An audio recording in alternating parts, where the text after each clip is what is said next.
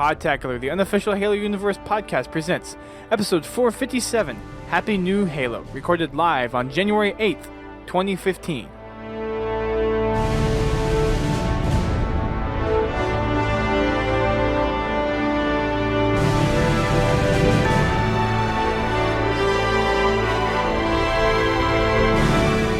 Hello everyone, welcome to Podtacular, the unofficial Halo Universe podcast. I'm your host, Duststorm.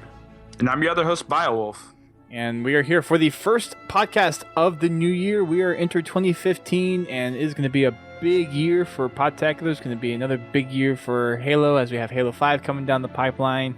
So lots of stuff going on, but we also have our other staff members on for this week's episode to kind of go over some of the holiday musings that we had and talk about the future of Podtacular and what's been going on in the Halo universe. And of course, that it would be Hot Sauce, our community manager, and Godzilla Todd, our events coordinator. Welcome, guys.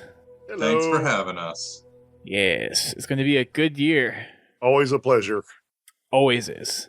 It's going to be one of those good years. I think this is the first time that we've had staff like this in, I think, 4 years. Word. Yeah, I think, well, didn't we have a conversation a while back? I'm trying to think. No, that was just, they've been on separate times. I don't think we've had a full cast on. Well, I'm just talking about, like, actually staffed for Podtacular. I think the last time we had this much in terms of staff was before I took over the podcast. So we're making moves in the right direction. We are looking for some pretty big things happening in the Podtacular realm for this year, and we have some exciting news to share with you guys later down the pipeline for this year. Got some big plans for some things going on, some pretty big changes for Podtacular coming down the line, pretty big changes hopefully for Halo and how we kind of integrate in with the bigger Halo community. But we'll get into that a little bit later in the podcast, probably within the next month or so. But we kind of want to catch up with everything that's gone on with the Halo 5 beta, all the updates that have gone on with the Master Chief Collection, and just kind of catch up on what we missed during the holiday season, because we have been off the air for 3 weeks. Did you guys miss us? I missed me. You Always. missed you, huh? Yeah, I missed me. Oh. Well, I don't think I can help with that, unfortunately. Oh. I don't know. Maybe someone else has the magic cure for that, but I do not. But as far as what we're going to be doing for this episode, if you guys remember last time, we were going to go through some submissions that we had for a while, so we're actually going to get to those this time around. And we are going to be giving our kind of first impressions of the Halo 5 beta. We have some write-ups that we have that I haven't posted yet because I've been busy with stuff, as I usually am. But that we will have a week 1 review from the staff up either Friday or Saturday, talking about all of our first impressions for week 1. And we'll do the same thing for week 2 and again for week 3. And we're really looking to give some good, valuable, critical feedback to 343. And we hope that you guys do the same. And with that said, let's go ahead and dive into some initial discussions. First of all, I believe since we did the podcast last, Godzilla, you've had your chance to finally get your hands on with the Halo 5 beta. So what do you think of it so far? Oh, I absolutely love it. And don't get me wrong, it has some issues, but it's stuff that could be easily fixed. I like the pace of the gameplay. The maps are they're awesome. I love the layout of the maps. You got good sight lines for the snipers. When you get this sword in your hand, there's enough corners that you can navigate around to where you can surprise people. The BR and the DMR. I don't think I've ever done this good with these two guns. Really? I've been, now don't get me wrong, I haven't been going 19-0 like someone else on this podcast, but I've been consistently going, I've been breaking even or just going positive. Whenever I can get a decent group of people together, in the game, where I can, where we actually win the match.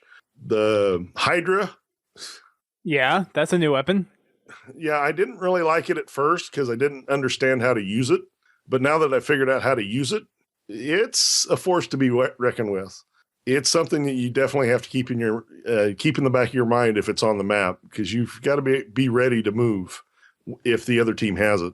But all in all, I'm really enjoying the beta. I can't wait to see what they put out for next week. And that's going to be the last week too. So for those that aren't quite aware, we're recording this on a Thursday, the Thursday before week 3 starts. And week 3 is starting tomorrow. And we have the option of voting for 2 Forge maps. And then we're going to have the return of Truth and Empire. So I guess for those listening to us live, if you're listening to us live, it's over on twitch.tv/Podtacular. We have one more day to play on Eden and Truth. Or sorry, Regret. So those are going to be, I think, something that I'm going to try to play tonight, get the last bit in. And I think we're still going to have Breakout for next week. Am I incorrect in thinking that? I don't know. I don't know. I honestly haven't seen a breakdown for week 3 yet. I know we're getting a Forge map. Yeah. That we are. Yeah, which actually looks pretty decent as a Forge map. I mean, I've seen a lot of stuff that we've community creations before, but I'm really interested to see what we get with these Forge maps. You know, what's kind of something new that they brought to us. I know there's definitely some interesting shapes in the 2 maps that they've shown. Stuff that we have not seen in Forge before. Yeah. And a lot of the pieces are geared to be aesthetic pieces. And some of the stuff that I've seen on Twitter as a response from the forgers, like the big forgers, Duquesne and Pete the Duck and some other people, they're actually really liking just what they saw from the little video fly-throughs that we have on the bulletin. Some of the new stuff that they've had in there, the cleanness of a lot of the pieces that are in there that are brand new, the numbers was something that I think Duquesne pointed out or someone else did. So the forges are already starting to get interested, even though we're not going to have access to the forge system itself. Just to see some of the new stuff that's going to be in the Halo 5 Forge is actually pretty interesting to those kinds of people. And that's really awesome to see this early on in development, that not just the competitive multiplayer, which we're really focusing on right now, which is the arena multiplayer, but the forgers are actually going to get a little bit of taste with what they can expect with the beta, which is awesome. Yeah, I saw those numbers on the structures, and I'm like, oh, the forgers are going to go nuts with those over being able to actually label stuff. Yeah. Right. That's a huge thing that's been something of an issue, just identifying certain pieces. And Halo 4 actually did a really good job with the Forge template and being able to color a lot of those different pieces. I'm really excited to see what they're going to do, because the number things is interesting, and I wonder if they're going to do that with letters as well. So you have, I believe it was Pegasus had the 1, 2, 3, or is that right? I think so. Yeah. Yeah, Pegasus. I think it was Pegasus. Another thing someone pointed out that I didn't even see, but there was a sign, like a forgeable sign somewhere. I didn't see it, but apparently it was popping up on Twitter left and right. Like a Minecraft style sign? I don't know. Like, people were just saying that there's a forgeable sign. I didn't actually see a picture of it. I was trying to find it, like going through the film that they had on the Halo or whatever, but I didn't see one. But apparently there was one, because Duquesne even said there was one too. So I guess that's something now. I would have to go. Definitely missed that. I'd have to go through the bulletin again and probably do a frame by frame analysis to try to figure out where that is. That's interesting though, if they're able to implement that into it, because there's always been that issue of being able to censor stuff. And you just look at Minecraft, which has a good example of it. You try to put something in one of those signs that you can write whatever in, and it just comes up with blanking it out. Do you remember what kind of sign it was? Is it just something that you can enter text into, or? I think it's just like a forgeable sign, like "do not pass" or something. I don't, like a stop sign or something. I don't think so it was not okay. So not something that you can like actually a put custom preformed text. sign. Got it. Yeah. I was thinking that you meant actual signs that you could put customized text or something on it. I'm like, that would be interesting. Yeah, that'd be pretty sick.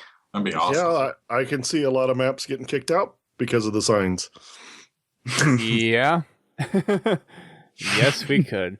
It'd be interesting to see what they would do, because there's lots of different signs that we've seen in the Halo universe, and we've seen with Halo 4 how they're kind of trying to add a little more aesthetic stuff in there, and then but the Halo 2 Forge palette, we just got a whole lot with that. Yeah. Yeah, to see them expand on that with something as simple as signs, just from the visually aesthetic side of you, and that also plays really big into machinima. That would be a huge Definitely. asset. Yeah, I think another thing. I think it really kind of started off with the trees and the green screens and Halo 4s, when you can start doing stuff with that. There was a couple of videos I seen a lot of stuff take advantage of the green screen. You know, like Forges made like little pictures that they could put and then go into After Effects and just put like a picture or something on there. Right. Which was really, really cool. Especially there's a lot of artistic people out there that could do a lot of different things. And it's going to be interesting to see what they actually throw in with Halo 5's Forge, especially as well as these maps are looking, from those. And they're very clean. The textures on the shapes is very neat. I do like I would like to have both kind of palettes, though, where you have the style of stuff that we see in the Halo 2 Anniversary Forges, where it's actually texturized and all that stuff. But having the clean stuff is something where I think these kinds of competitive arena-style maps would really thrive off of, and have certain game types that Forgers could really expand upon to use those kind of things. So I think both of those styles really need to be in a Forge system, whatever Halo 5 comes out with. I would love 3 different palettes: a human, a covenant, and a forerunner. I think that'd be awesome to see what the Forge community could do that. I don't know if it's something challenging with the covenant stuff or the angles, but I just think that'd be awesome. Well, we had forerunner stuff in Halo Reach and 3. Definitely. We had that's not a problem. Because those are all straight edges. But the Covenant is kind of known for their sleek curves, so I don't know if it's a geometry issue that would be a problem or what, but that's like the one thing I feel like Forge has really been missing, outside of, a few added little things here and there, but that's the palette I would like to see added. Right. I think that would be more of an aesthetic palette than really a functional palette when it comes to forging from a competitive style. Because if you think about a lot of the maps that have been designed for the competitive nature, you're looking at a lot of cut angles and very symmetrically defined areas that really fosters the balance of play between two sides. And for a lot of the Covenant stuff, I think it would be hard to include a palette that would be able to have a lot of diversity than what you can do with the straight cut edges. I mean, not to like say it wouldn't be cool to see something like that. I think it's just a lot harder to do a Covenant palette than I think a lot of people think. Probably. I'm sure it's harder, but I'm sure somewhere along the lines we'll probably get something like that in the future. Hopefully something within Halo 5, especially as they're getting more advanced with the stuff they do. I mean, we got a lot of stuff in Halo 2 Anniversary that I didn't think we would ever see, like in Forge. Like, it opened up a big window of things that we can do now, like the shootable doors that can open up and just different things like that. I'm sure we're going to get a lot of different things. Hopefully something a lot of people or a lot of fans were asking for, something that we didn't see in Halo 2 Anniversary. Well, I think another thing, too, for me, that I would like to see in Forge is weather. Yeah. The night and day and the weather, I think, would be pretty cool. ODST rain. Well, don't you think we're going to get the night and day with these remix maps? I kind of feel like this is like a indirect hint at what we might be seeing in tools that we can have. Well, I mean, we've seen weathering in the remix map on Eden. We had the lightning and the rain or whatever that's going on in the background of that, which is pretty cool. But that's there for every time you play that map. It's true. I'm talking about something that you can dynamically change the weather from iteration to, or from game to game on a certain map. Yeah, no, I know exactly what you're talking about, but I'm just saying that we do it, like he's saying that we're seeing the night and day with different, like with the remix map. It is a possibility because we do have some sort of weather effects going on the remix map that we didn't see on the regular map. I mean, that could be just something that they put on there that will probably never, like you said, it's never going to change. But it'd be pretty cool to see if we did get a weather effect, like maybe snow or. Bring back the ice from Halo 1. Someone's been playing a little MCC. Oh, I love CE. Oh, Sidewinder, come on, guys. Oh, it's a classic. Yeah, I don't think we'll actually see like weather effects in Forge for maps, but it sounds like they might be doing something with an adjustable lighting to where you can make it either bright sunlight or dark nighttime, something like that. So I mean with the lighting effect you might be able to simulate rain or something like that. It's like in ODST, the campaign, like you were saying, it was never actually raining. they just did the lighting effects to make you think it was raining. No, it was raining. We even talked about this at one point, and I went in, and it was legitimately raining. I need to see this. Yeah, I guess I know it. I know on your visor, the rain would smack around, but Right. I never Yeah. like looked at the ground to see if rain was falling into puddles or anything like that. But I am what if you pretty could sure I adjust remember the it raining. Well, I mean, What if I was you- watching one of the vidocs that they did on it, and they wanted to make it rain, but they didn't have enough resources to actually do the rain, so they brought in the feeling of the rain, with the music that's playing, the different lighting effects, kind of making it hazy, to where it looks like you're looking through rain. I for some reason I'm pretty sure I could be I guess I could be wrong. I was pretty sure it was raining though. It's been a while since I actually played the campaign, but I remember that from the vidoc that they wanted the the dark, dank, rainy, nighttime in the city, but they were unable to actually animate the rain, so they did it. They said they did it with different lighting effects. Yeah. Maybe I was tricked. It could be. Because the first time I played it, I swore it was raining myself. I thought it was. Because they're talking, because I watched the vidoc and then I play the game and it's like, you sure this is all effects? Because it looks like it's raining to me. Yeah. But anyway, like I was saying, with the new lighting engine that it looks like they're going to be introducing into Halo 5 Forge, maybe you can do that. Maybe you can get that same feeling to have, a rainy map, not with it physically raining, but just the look of it. As far as palettes you guys are talking about, I'd like to see, different palettes as far as different terrain types, sand, snow, grass, pavement, stuff like that. So kind of expand on what they did with the Halo 2 anniversary, like floor pieces. Right. That'd be kind of cool. But, like even on the building pieces, the corners you see, you see snow coming over the corner like, it'd been snowing. The tops of the buildings could be covered with snow, which is probably too detailed, but, at least, get the ground cover to where it looks like it snowed. There's already guys out there that make, take shield doors and make it look like ice or, running water. So it's going to be interesting to see what they do with Forge. What if you could adjust the position of the lighting source? That could be interesting. That would be so cool. Like have it kind of like a dusk, so you're not like having to use these filters that you do in all these other Halo games. What we've been on so far. So you can move the sun like behind a building, then you're getting the glow off the building. So you kind of have this orange hue over the whole map. Like Halo's known for its environments and looking gorgeous. I just feel like this would take it to the next step, being able to have that kind of control over your maps. And it could make your map stand out, too.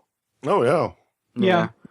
I mean, going back a little bit, when we're going to talk with Breakout, we have that same map that's floating in space. Like, it's that same arena that you're in, but it's just a different map. It's just making what? I don't know if they said it or not, but do you think that's a forge? That could be forged?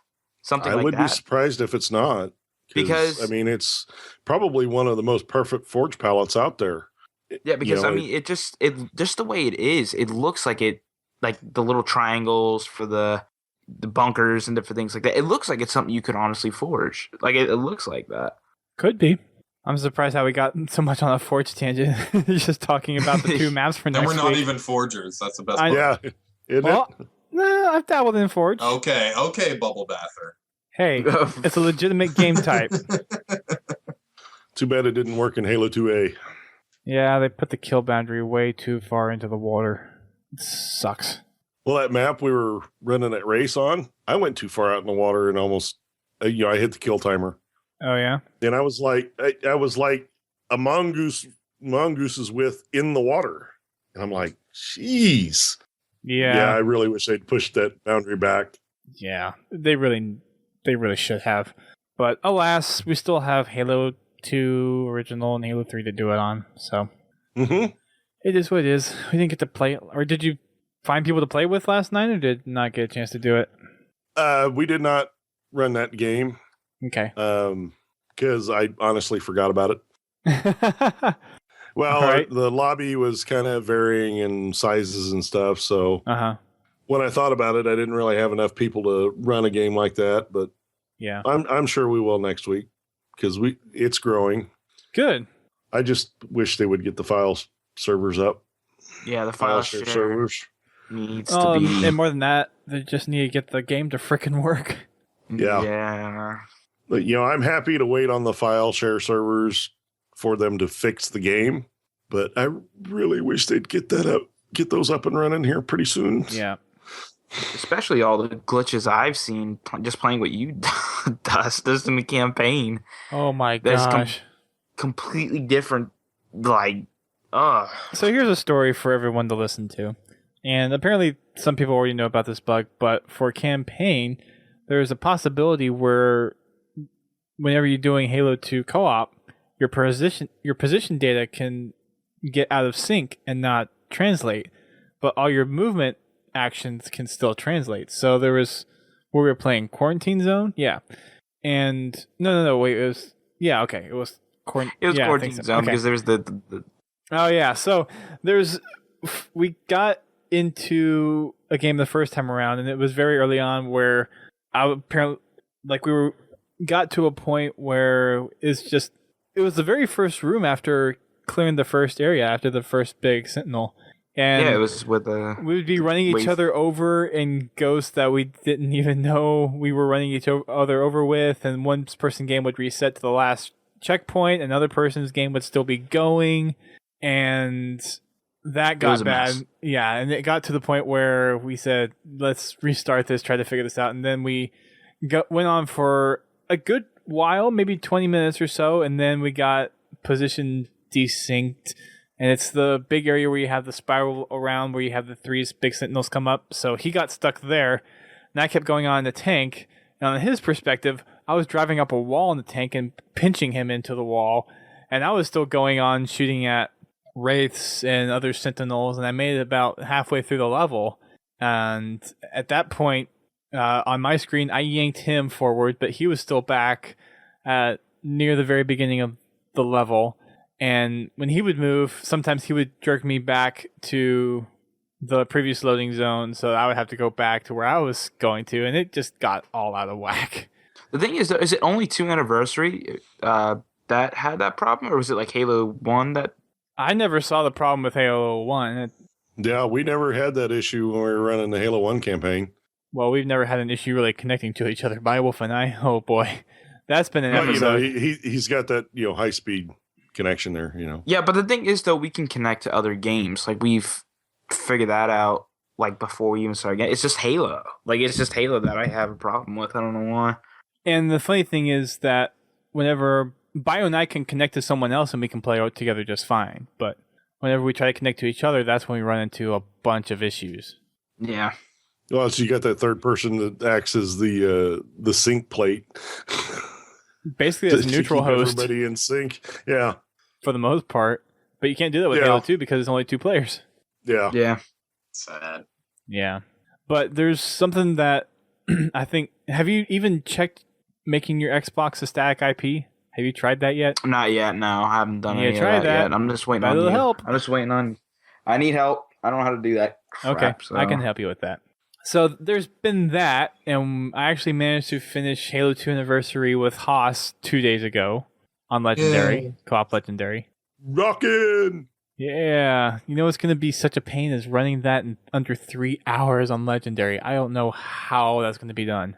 Halo 3 is fine. Halo 4, fine. It's 4 people. You can breeze through Legendary campaign. Easy. Halo CE, I know enough tricks where I could probably squeeze it in with the people, with the right people. Halo 2, hell no. Get Naked Eli in there. I'm sure he can help you with that. Yeah, I'll just get Naked Eli. Fight at the start. Teach you.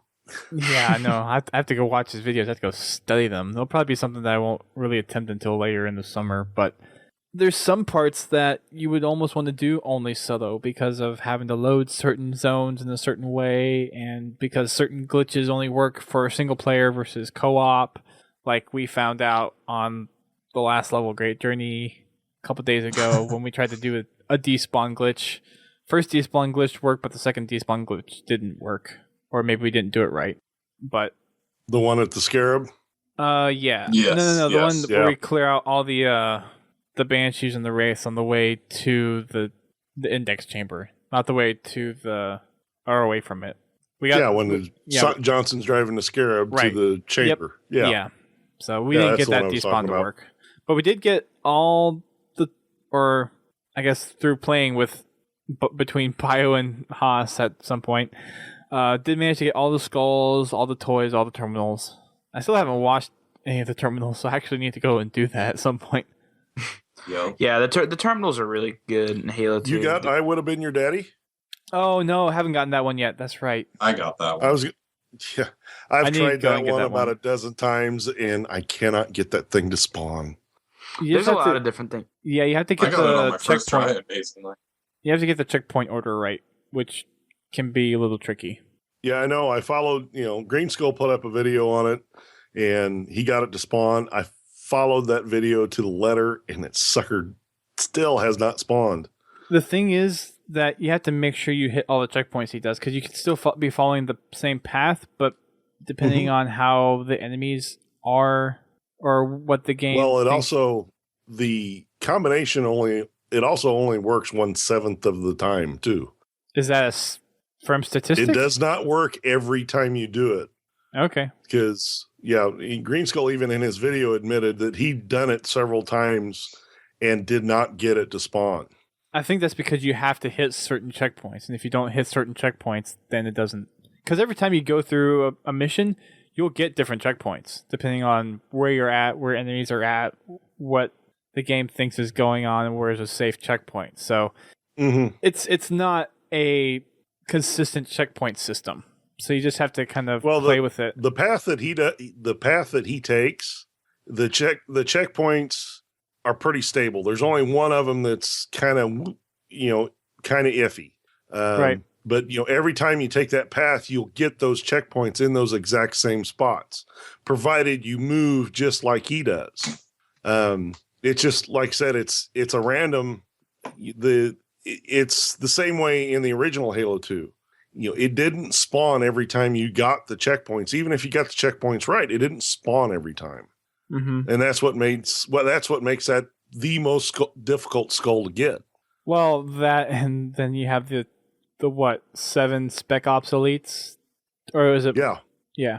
Well, I mean, just getting it to activate is tough, and then of course you got the 7 waves of Spec Ops that you have to kill. Yeah. Which in Halo 2A is easy if you got the Scarab gun. that is true. Just shoot walls. Just make sure you don't shoot the one next to you. So I thought they said that the 0 multiplier skulls don't or disable achievements. I guess that's not true. They disable certain achievements, but Oh. finding skulls is it's you go find the skull. It doesn't really matter. Your score, the score, beat par score achievements, those are disabled. Okay. Stuff that relies on you killing stuff to get the achievement are disabled. That makes sense. Okay. Because when I heard, or I guess I just misread it in a way whenever they posted about it before the game came out, saying that it disables achievements whenever you activate one of the 0 multiplier skulls. So I'm like, that kind of sucks, but okay. But to know that it's only based off of certain 0 multiplier skull, multiplier skulls. Yeah. Say that 10 times fast. Yeah, I couldn't say it once because I ran library with bandana on to run it under the 30-minute mark to get the achievement, and I got the achievement running the bandana skull. It's weird though because certain achievements that I've gotten, I've gotten achievements that I haven't even unlocked. Like I haven't done something to unlock, and then I've done things like I've found all 3 monkeys and all that stuff, and then certain achievements will pop too. So it's, to me, some of the achievements are kind of bugged. Like, so it wouldn't surprise me if you did do some of that stuff with the skulls on it, it would still do it. I mean, for me, let's see, I ran a Pillow Rodham 5 times before it actually registered that I completed the level. Oh gosh. The achievement set at 99% complete for 3 weeks. And then they released the patch, and then it finally got it clear. Yeah. But I started 2 betrayals last night, and I got the library achievement. I didn't even play the library yesterday. It was awesome. And funny thing for me is that I played one of the cross-game campaign playlists, and one of them included the last level in Halo 3. And when I finished that level, it gave me completed the Halo 3 campaign achievement. And I still have several levels on the Halo 3 campaign I have not played yet.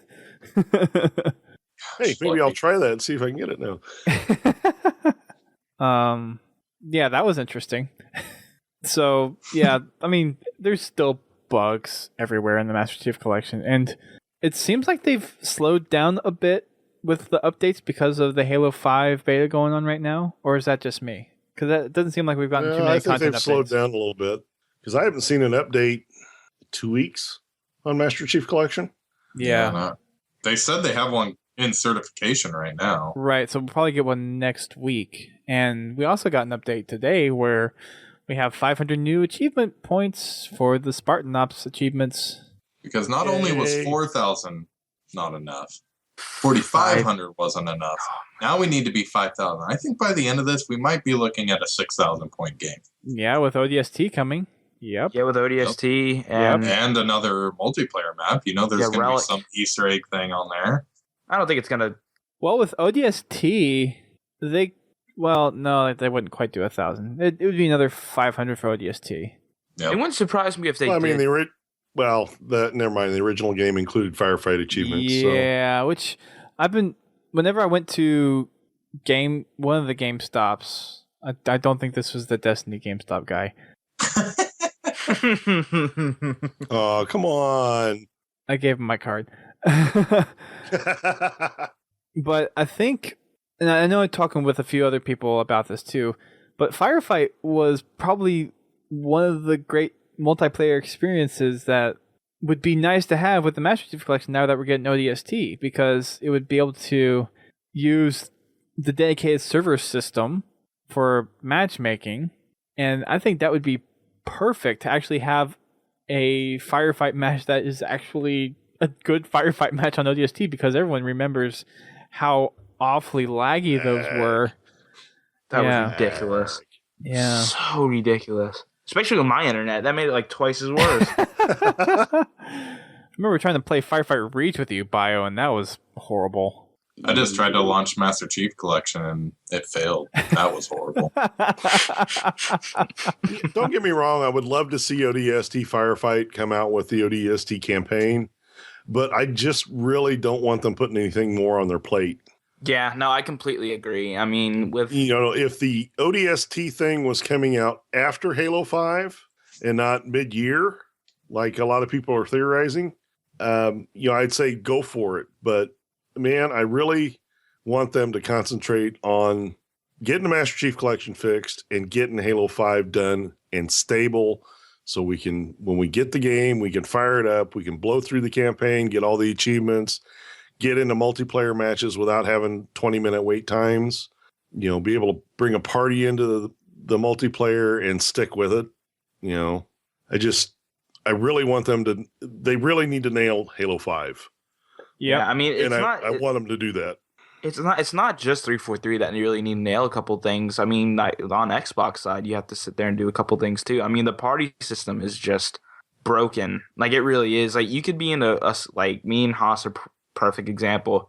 We were talking, fine, we were connected to each other, we were talking, and the thing just crashes, like, for no reason. Like, the party chat system is broke.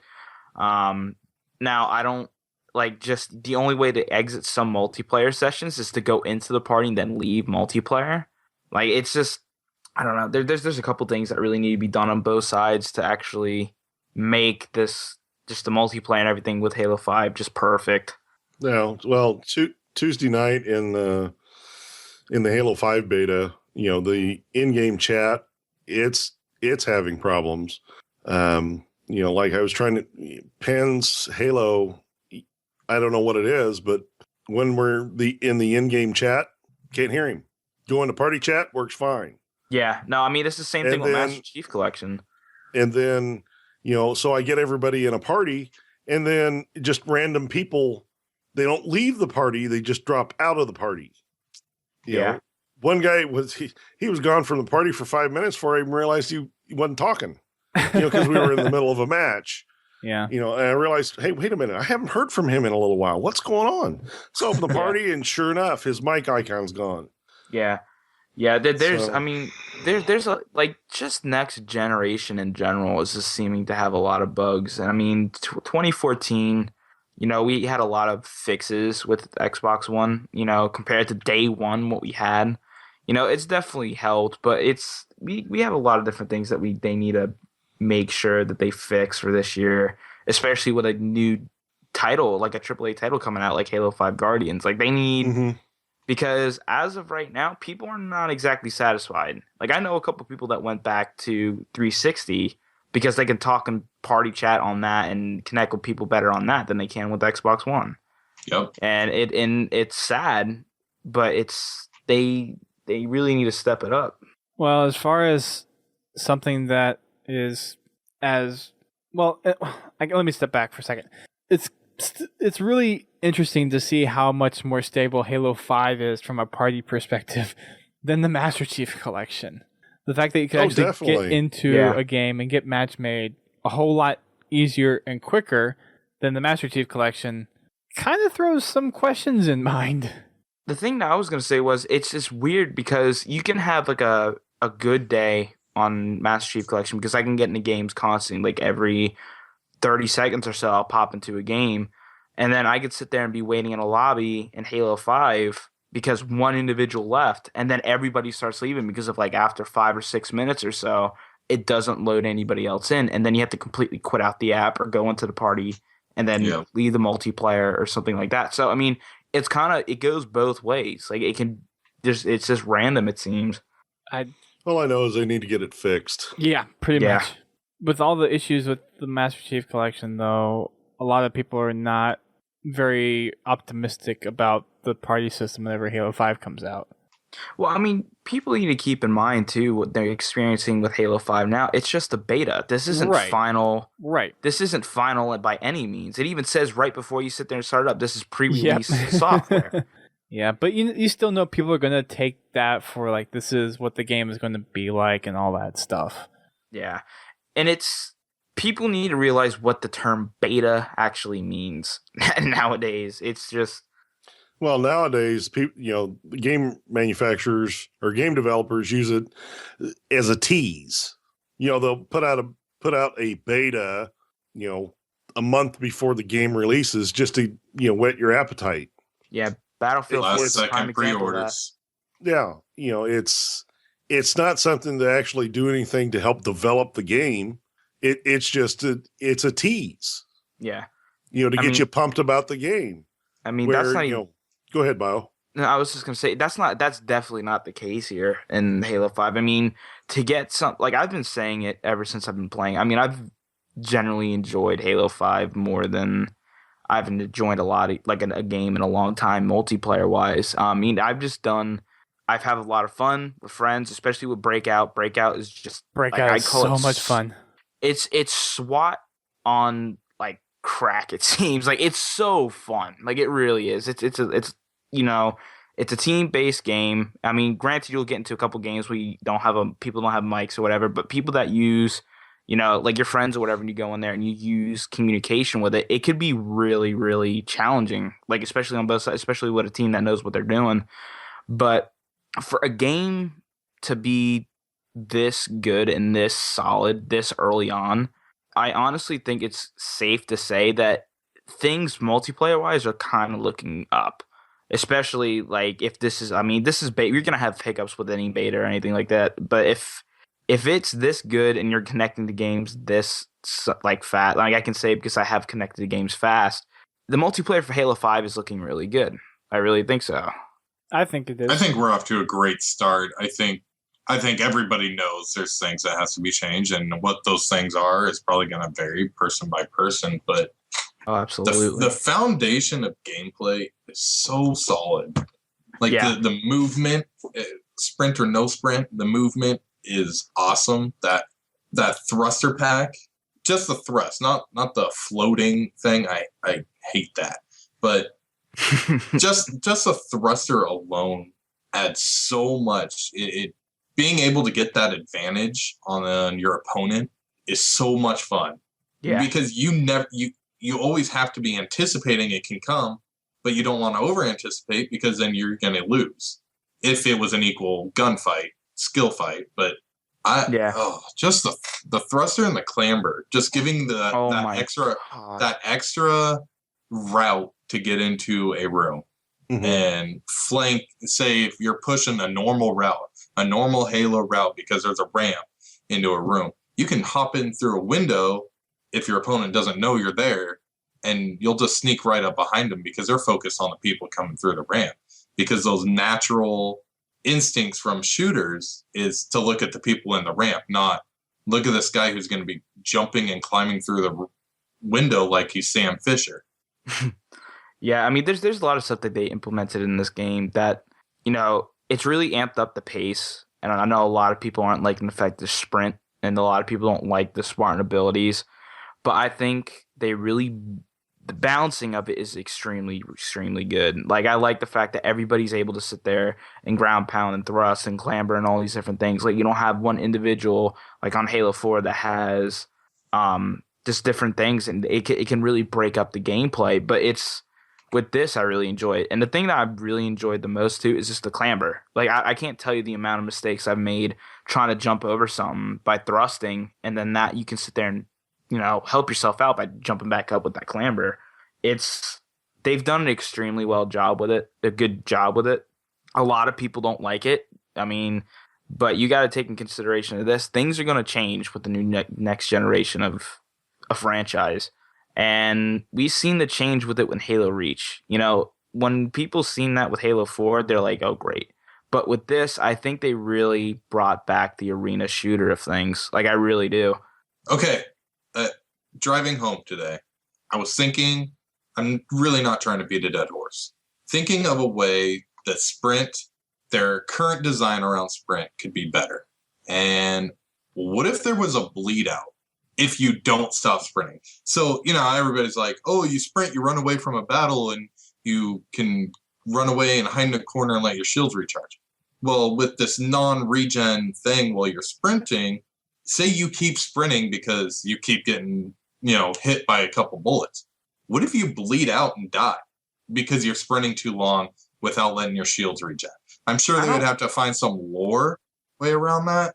I don't think that's the right mechanic to implement for something like that, personally. Even if that was the case, though, I don't feel that we need to have anything else to sit there and balance out the sprint. I really don't. I don't think you're going to sit there and run away from it. I can't tell you the amount of times. It was mostly on Truth I ran into this, but you could sit there and run away from it or thrust away and then dash and run from whatever it was, from a grenade or the sword or something like that. But you're always going to sit there and run to a teammate. Like, I've done it. Apparently, a lot of people haven't. I don't understand how they haven't, but I think them making it to where your shields don't regen, I think that's perfect. I don't think they need to do anything. Maybe a little bit of adjustments to how long the shield lasts or just how long the thing is or something. I don't know. But to me, I think they balanced it out extremely well. I think one other thing they did.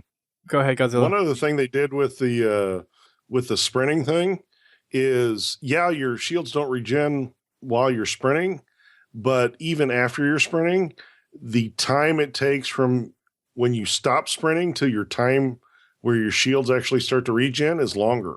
Yeah. Wait, what? So there is about, I don't know, a 1 or 2 second extra delay for the shield to start recharging after you're sprinting. If your shields are depleted, then if if your shields just got depleted and you ducked into cover. Well, and I've noticed that you're. I mean, I think it depends on. Basically, your shields are gone. You sprint away. You sprint around a corner. You run away. once you stop sprinting, the time between where you stop sprinting and your shields actually start to recover is longer. I've noticed that. I think that's probably just because of the timer for the cooldown just starts a little bit later after you seemingly stop sprinting. Yeah, well, the deal is if you just duck into cover, your shields are depleted and you duck into cover, your shields will recover faster if you don't sprint. If you hit your thruster and go around a corner.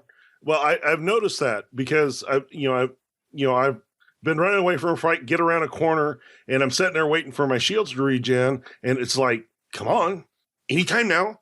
Yeah, no, I know but exactly what you're talking about. If I just duck around a corner, whether I just walk around the corner or I thruster pack around the corner, as soon as I'm not taking damage, it's like a second later that the shields are recharging.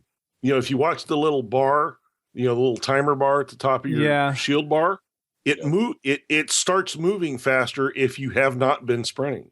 Huh, so there is an extra little bit of price to pay for sprinting away from a fight. Yeah, you don't have any shields while you're sprinting, but you still don't have shields for just that little bit longer after you stop. So I still think the best way to come to an agreement or a middle ground on this sprint topic, argument, whatever side of the fence you're on, is have it be something you can turn on or off in a game type you create. Like it's really as simple. I mean, in theory, it's as simple as that. I don't know the coding or whatever, but everybody can have their cake and eat it too.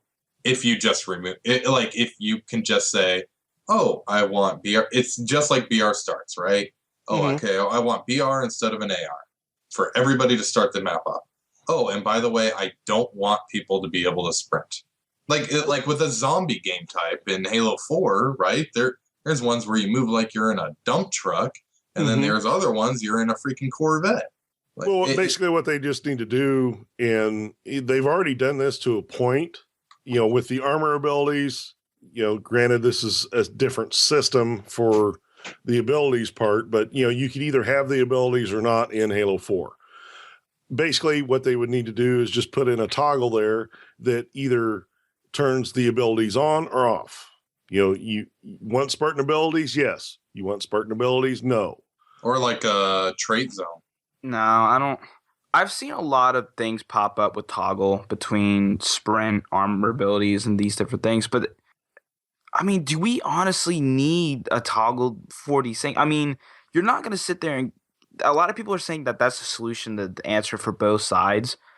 I mean, the competitive crowd's kind of against that too. I mean, they're just against sprint in general. But I honestly feel that we don't need a toggle. I think if they adjust a couple more things, if they get the right feedback enough from people to understand what it is that they need to do to make things better as an experience, I think we're fine. I don't think we need a toggle for anything. I mean, but that's like saying players shouldn't have choice. Like that's like saying, here we think AR should be the starting weapon for every game type. Yeah, but the thing is that you can't say that the players have the entire franchise at its best. Like you can't. I mean, I'm not saying they do, but if I want no sprint, if I don't want my competitor to sprint in a game type I'm creating, then so be it. It's my creation that you're allowing me to have within the game you created. Right. I mean, as Forge things goes on, yeah, I think that's a good idea. Yeah, that's what we're talking about. I mean, we're talking about custom games here. I thought we were talking about this general multiplayer. In matchmaking, the Spartan abilities are there. They're gonna be there as far as matchmaking. Yeah, because that's the experience that 343 is defining as Halo. And you look at Battlefield, look at Call of Duty, look at Gears. You can't just turn off sprint. It's a core gameplay element. And sometimes, I'm probably gonna get a lot of flack for this, but sometimes choice waters down and hurts an experience. It doesn't always give it the best options. I mean, we have a lot of different options when it comes to Halo, and look how cut up the Halo community is because of it. Go back to Halo 2, everyone was in it together. Everyone had clans. Everyone was talking with each other. Everyone was doing stuff together. And then we have this slow breakup in Halo 3 where we have forging communities, we have racing communities and all that stuff. And one side of it, yeah, all the customization is great. But when it comes to a core experience, which is multiplayer, you don't want an over diversification of possibilities that you can have in an experience. So that's one of those things where I think it needs to be tested on the grounds of whether or not sprint should or should not be in Halo 5.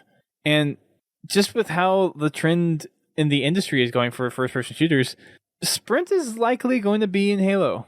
I don't think it's going away. I think it's here to stay. I'm fine with it being in there. I'm just thinking on the terms of there is a big vocal communities. It's not just the competitive community that doesn't like sprint. There's a lot of people that don't want to have sprint in their gameplay. And if like you think in Halo 3, in the competitive playlist, you moved at 110% speed rather than the standard speed of normal gameplay. Mm-hmm. It's a tweak. It's just a gameplay speed tweak. I think I really think a toggle is going to be the best way unless they completely remove it. Like I don't like sprint, but I think the way they are implementing it in Halo 5 is easily like light years away from what it was in Reach and 4, and it like in a positive way. If it's there, I'm still buying Halo 5. I'm still playing the heck out of it because I think the base gameplay as it is right now is too good to not play with or without sprint. But the maps are designed around the sprint. You can tell by how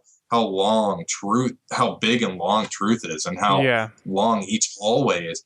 That you're not going to be walking that entire way up to top carbine or top pink. There's no way you're going to walk that. And it's not as simple as just moving base player speed up. This isn't Unreal Tournament. This is Halo. Yeah. I mean, what a possibility could be for 343 throwing in for custom games if people don't want sprint or armor abilities in there, is you have an armor ability set stat. Like you can sit there and go into Forge mode and then generate these specific, maybe you do want Clamber because maybe you have, I don't know, say for instance, Pete the Duck makes another speed run map, but it has obstacles where you have to jump over it or something.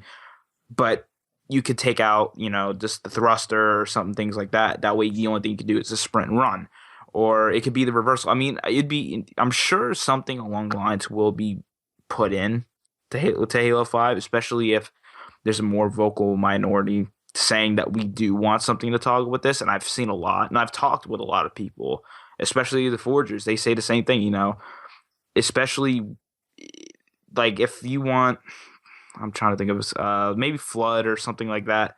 Speeding it up is going to cause the games to end quicker, and they want maybe longer games. I'm sure there's going to be something in there that's going to be able to change that. I don't think they wouldn't. Well, the one thing I found with Sprint is, yes, a lot of people use it to run away, but and I do use it to run away, but I also use it to get into the fight faster.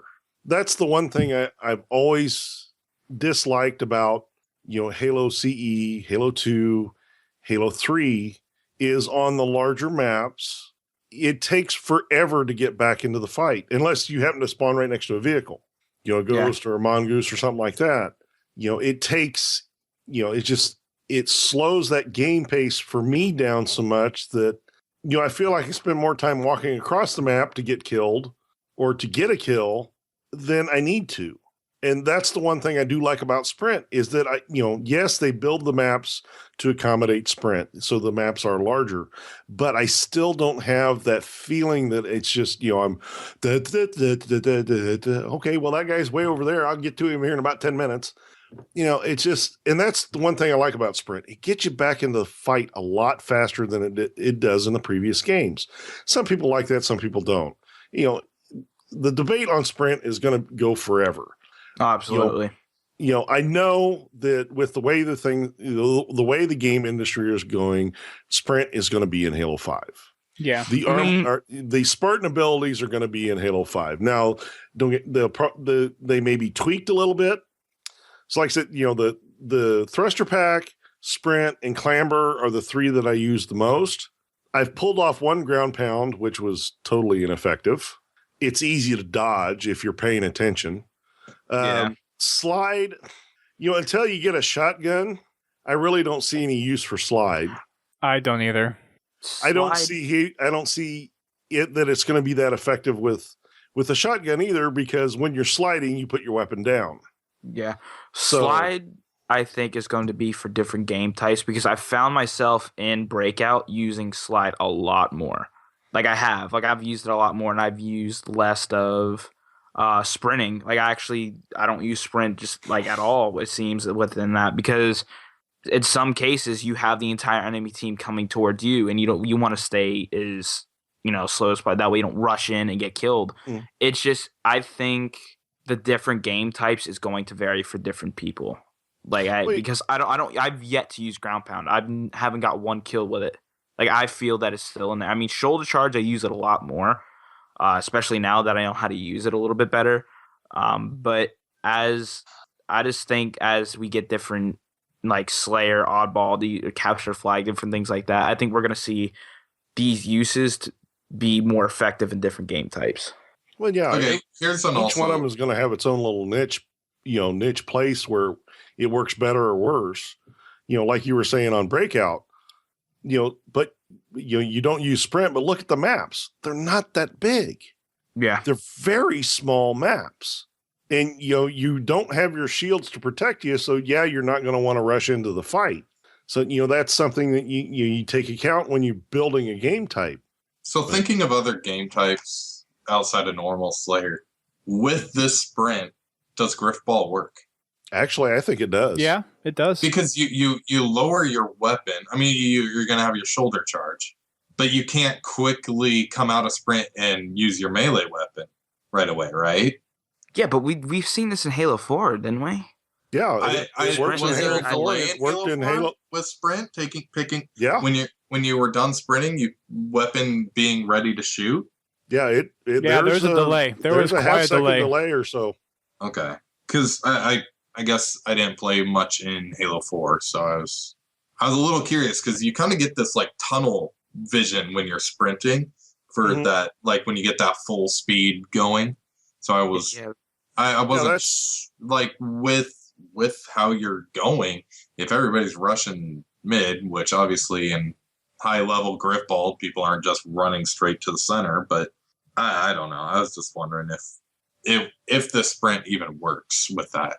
Well, the deal with, we'll just focus on Griffball. The deal is, you just, when you're building the arena, you take sprint into account, and you make that, you add that extra space to the arena. Well, I'm not worried about the space. I'm more worried about the quick action. Like I said, to control the pace of the game, you change the size of the arena, because the arena in Halo 3 was a lot smaller than they used in Halo Reach and Halo 4. Because of sprint, yeah. But to kind of play off of, I think, what Haas is getting at is with the weapon thing, with the Prophet's Bane. You can use the Prophet's Bane while you're sprinting. You're in mid sprint, you pull the trigger, you hit somebody. You just make sure you can do that with the hammer too, and there's not a problem. Yeah, but you can't do it with the. Yes, I agree, but you can't do that with the regular sword. They could tweak it. They could change it to where they could. Well, they could, but I mean, if you have a sword, there'd be no reason to do a shoulder charge. It would make sense for them to make just the lunge, the melee. Like maybe you have the thruster pack propel, but have it, instead of a soldier charge, be a stab. Yeah. Yeah. Well, one thing about the shoulder charge is that it's pretty easily beaten. I mean, you melee at the right time, it's a one-hit kill. Right. I mean, one thing that I noticed that actually Haas pointed out is that the lunge, when you zoom in, is also I guess further compared to the lunge that you use if you're not looking down sights at all. I didn't even know. Yeah, the Prophet's Bane. If if you hit your zoom button or pull left trigger, depending on what your setup is, your lunge is longer. Once your reticle turns red. Yeah. Yeah, see, I didn't even know that. I didn't even know you could zoom in with the sword. Like, I never even tried it. I just honestly thought it was just you run with it and you have the lunge and all that stuff. I didn't honestly think there would be a zoom for it. Yeah, I've yet to use it at that kind of range. The Prophet's Bane, at least. I haven't used it at a longer range than I would have used a regular sword because, in my mind, I'm still thinking, oh, I got the energy sword. I don't even zoom in on the weapons that I didn't zoom in previous games. AR, I've done it a couple times. SMG, a couple times. But I don't ever do it like, oh yeah, I got longer range. I can zoom in and look at this guy coming out of the base because I can ADS this person. Like, especially on the sword, it just no thanks. Like, if it's not gonna add accuracy or lose accuracy, I don't think it's needed on certain weapons. Honestly, the Prophet's Bane is a good concept on the sword to give you kind of a little bit more powerful sword. But, honestly, I like the original energy sword better.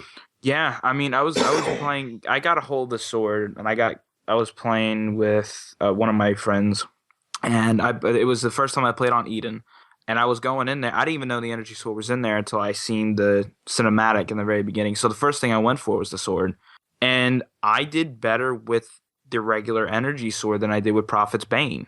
Like, I got an overkill within seconds, and then with the Prophet's Bane, I could barely get one kill. I don't know if it's just the way the map's set up or how it is, but honestly, I'd rather have the regular energy sword than Prophet's Bane because, for one, it's less bright. It doesn't shine up your screen. Yeah, I saw that on Reddit the other day. Yeah, see, that's the big...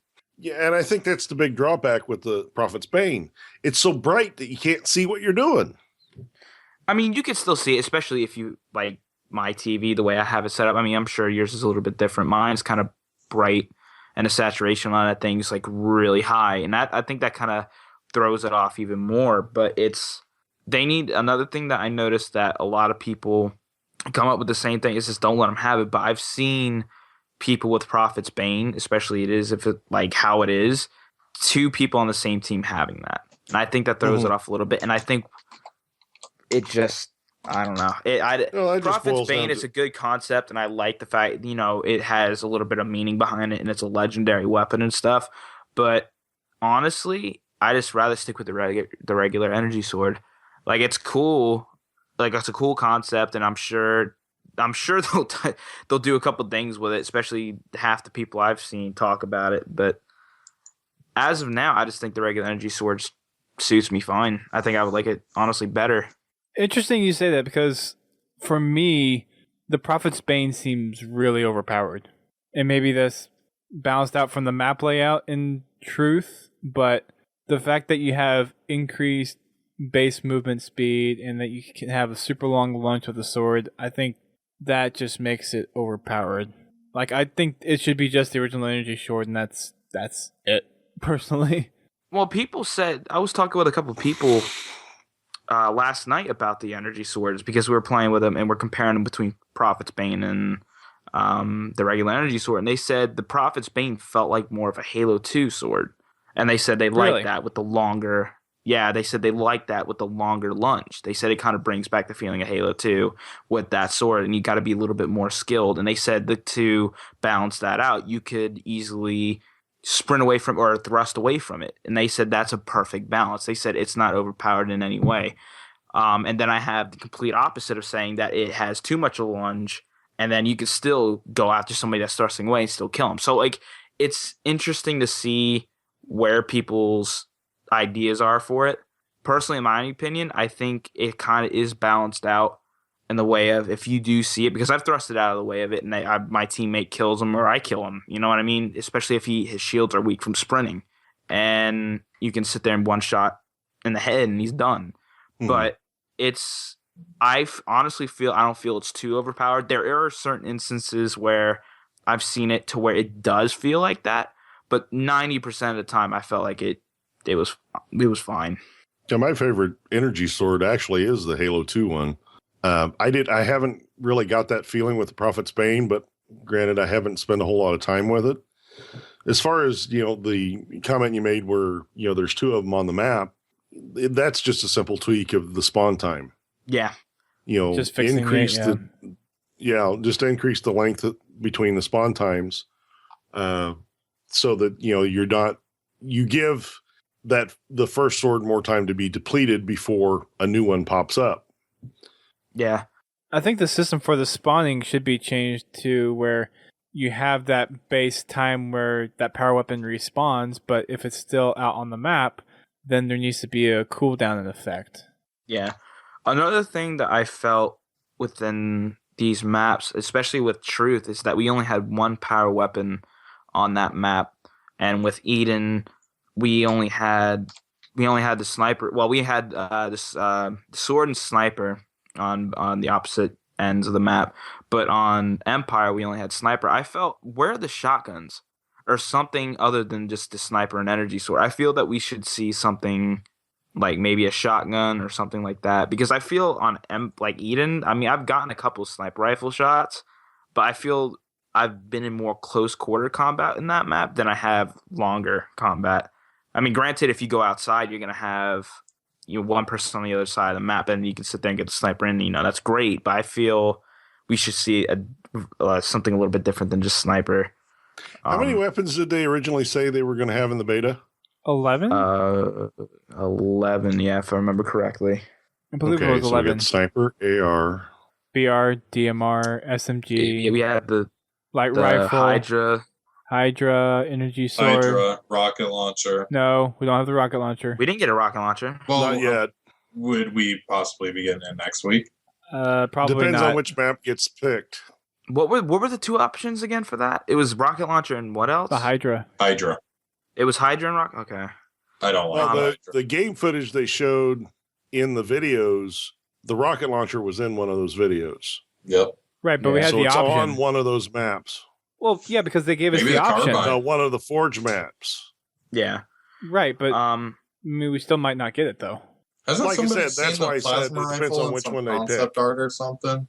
What? I think they showed the Covenant plasma rifle in something. I don't remember when. I just know it's been in a concept art or a game snapshot somewhere.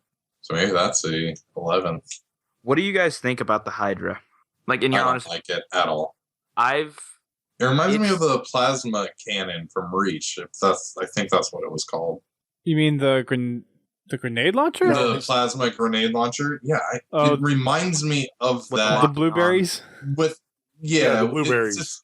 It's faster, obviously, I like it. but I just it doesn't stick with me. I get killed trying to use it more than it's one of those guns that it's like a suicide grunt.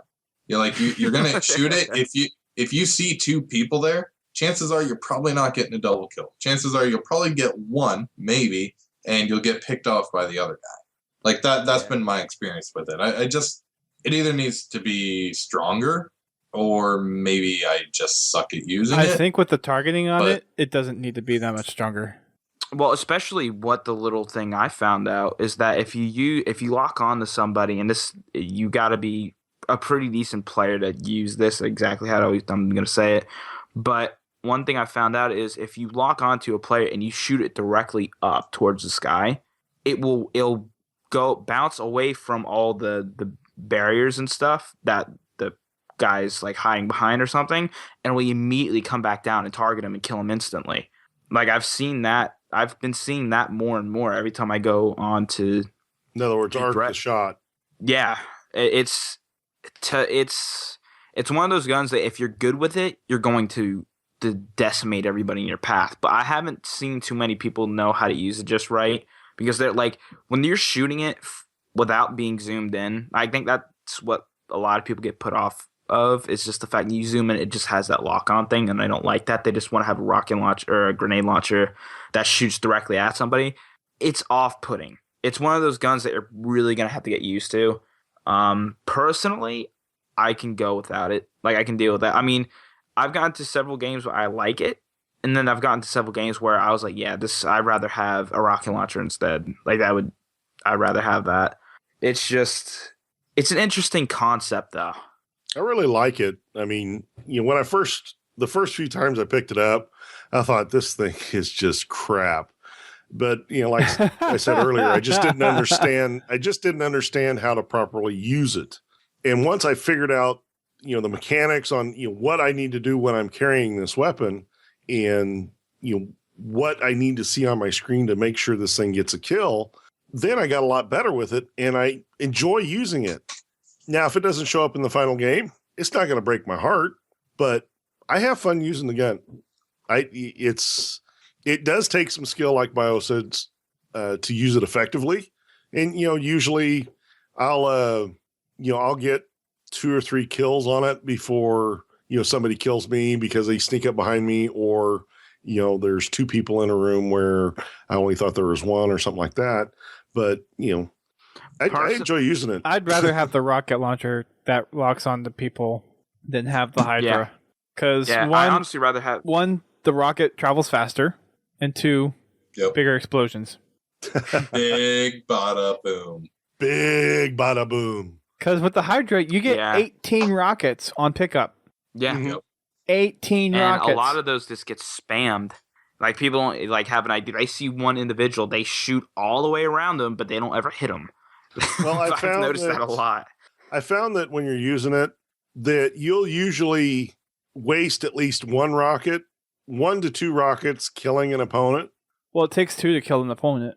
No, you can one shot. No. Apparently it's supposed to be first shot is shields out, second shot's kill, from what I've been told. Okay. But basically when I fire it, I'll lock on and I'll send 3 rockets out, because I know at least one of them's going to miss.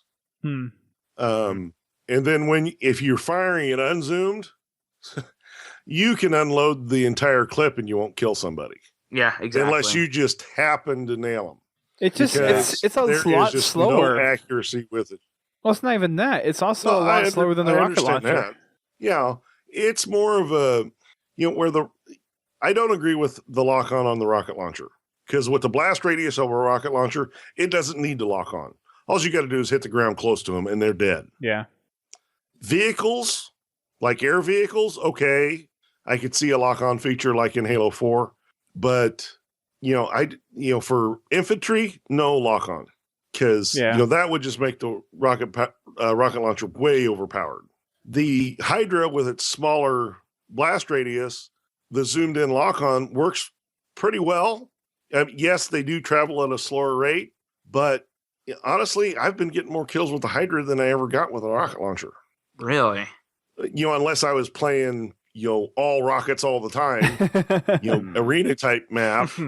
But on an average game, if I get the rocket launcher, if I get a kill with it before I'm killed, that's good for me. Where the Hydra, I can get a couple 3 kills. I played a game yesterday where I actually went on a spree with it. Wow. Yeah, so, I mean, it's just going back to one of those things. If you know how to use it right, you're gonna use it effectively. You're definitely gonna have a better time than what a lot of people are using it right now. Personally, my opinion, I rather have the railgun. I feel the railgun is a better weapon. Like, it's that one single kill that a rocket launcher is, but you have to use it right. Like, you can't just sit there and aim at the ground or whatever and kill somebody. You actually have to hit them. So I feel that's a better weapon. Maybe even the sticky detonator as a grenade launcher type deal. Like, it's that one single shot, but it sticks to somebody. Like, in Halo 4, the sticky detonator, I love it. Like, I really do. I really wish they'd bring that back in Halo 5. I mean, granted, a lot of people don't, but in my opinion, I think easily the railgun could take the Hydra's place, and I'd be fine with that. I think the Hydra is something that they're playing around with and seeing how it can fit within the Halo universe. It's one of those new kind of weapons that they're trying to add to the game, because every weapon, or every game really has introduced some new kind of weapon in there, so they're trying to find something new to put in, which I think is what they're doing with this. But for me, just give me my old 2-barrel style rocket launcher back. I don't like how the new one looks. Looks too much like an RPG. Yeah, I've seen a lot of heat talk about this on this discussion. I'm gonna have to play around with it. I don't like the look of it, but if it doesn't feel anything like a rocket launcher that we're used to, like in any Halo, I think I might say the same thing. It just, like I said, it just depends on how it's going to feel and how well you could use it. I mean, it's not that hard to sit there and point shoot at the ground at somebody and then kill them, especially Except for when it's me. But no, I mean, I don't like the style of this. I think they're going a little too modern with it, and I don't like stuff modern in a Halo game. Like I just don't. I like it's futuristic, not advanced, like just warfare we used to know. But I mean, all the Halo weapons are based off of some real world weapon, and I mean the Hydra. I mean, you look at what we have in the military, that kind of makes sense. So from an implementation standpoint, having this in there, it makes sense. I'm not a particularly huge fan of it either, but then again, I haven't really played that much with it. And it may be something where it is a weapon that actually does become something that is very well balanced and fits in the sandbox very well. I mean, we're not the end all be all on what does or doesn't make the cut. Yeah, no. I mean, if it's effective and it works right, then that's all that really matters. I mean, aesthetics are something that a lot of people look at, but it's not going to make or break the game. You're just used to the old-fashioned way of things, and that's where you want to see it. It's going to be a balance of how effective the Hydra can be against a cluster of people compared to like the classic rocket launcher. And just kind of thinking through it, it doesn't seem like the implementation of the Hydra right now is bad. But I would definitely like to see a few tweaks to it. Maybe change up and again, this would also have to be something that we compare to the rocket launcher when it comes out too, because depending on what that does, this might be a good counterbalance to the style of the rocket launcher that we get. But maybe speed up the Hydra missiles a little bit, mess around with the explosion size, that kind of thing. Yeah. Right at this moment, the only thing I would really like to see changed on it is the target acquisition time. I think it needs to lock on just a little bit quicker. For those situations where you are taking on multiple targets, because it will only lock onto one target at a time. But that lock on time, just in some cases, it seems a little long. Yeah. And the fact that you're carrying 18 rockets, I don't mind that it takes 2 to 3 rockets to kill somebody. It just seems like a lot, though. Yeah, but it kind of helps balance out the power of the weapon, too. 18 sounds like a lot for that. I would say maybe 12. Well, I'm not saying we could reduce the magazine size. I'm just saying that the fact that, I think they're trying, the reason they give you 18 is because the high miss rate of the weapon. Well, and I guess to clarify that too, that's 18 spare. So you actually get a total of 24 to start off. Yeah, I mean, I don't have a problem with the amount that it comes with. I don't see it as a problem, especially the amount of people that are missing with it. But if they amp it up and it is stronger for some reason, or the target locks on faster and it is stronger, then you have a problem. You're going to have a big problem. But as of right now, I don't see it as they need to reduce the amount of ammunition that it has. Well, if they, give you a little bit quicker lock-on time and drop the magazine size, I think they would kind of offset each other. The one thing that bugs me, and that this is just because I'm not that good with it, is a sniper rifle. I don't like the new sniper at all. Well, I'm talking snipers in general across all the games. I've never been really good with a sniper. The Halo 5 one, I seem to be a little bit better with, but basically I'm talking about going against the sniper. There's guys out there, and I give them props for being so good with the sniper. They'll pick up a sniper, they get 8 bullets, they get 8 kills. Yeah. Okay. The one thing that I've always thought about the sniper is it needs to come with 1 spare clip, not 3, because these guys will go on rampages with a sniper rifle. But that's my personal opinion. That's how it's always been for the sniper, though. Right. And it's always bugged me. It's Got always it. been something that's bothered me, even from CE. Oh, CE had a lot of ammunition for that. Yeah. I mean, you pick up a sniper rifle in CE, she got 20 rounds or 24 rounds. You could go a whole match if nobody kills you, you go a whole match on one sniper rifle. But it's one of those balancing points with Hydra, and that's basically what I was trying to say. Got it. The kill time to ammunition, they're going to have to balance it. Right. And that's going to be something that they'll be able to get from the feedback during this beta and just from all their statistics. So we'll see what happens to it. And I guess that kind of goes for all the weapons that we're going to see in the Halo 5 beta. Some will get tweaked, some will get nerfed, some will get buffed. And it depends on how a lot of this stuff levels out, really. As of right now, what do you guys think about the VR? I love it. I like it. I've gotten I don't to like the horns. They said they're But the fixing weapon that. itself, I love. I like it. I like it a lot. It feels good. The only problem that I have with it that I've noticed in both game types is that if someone gets, I don't know if it's just the BR or how it works, but if you're two guys are teaming up on that one individual, the one guy that sits there and shoots him in the head, I don't know if it's what it is, but it never registers. Like the other guy will get the kill. Like you could sit there and headshot him, and I've done this, and I've looked at my footage that I've gotten from it, and it's the same deal. It never registers. Like that final, that last headshot where they have no shields, where you can shoot them once and they're done, and it just never pops up. I don't know if I it's haven't run because into that at all. I've ran into it a lot. I've ran into it a lot. And the thing is, I think that your internet's... especially me. You got to get that hamster Yeah. turbo, man. That could... Maybe you just need to upgrade to a gerbil. Yeah, maybe, or a guinea pig or something.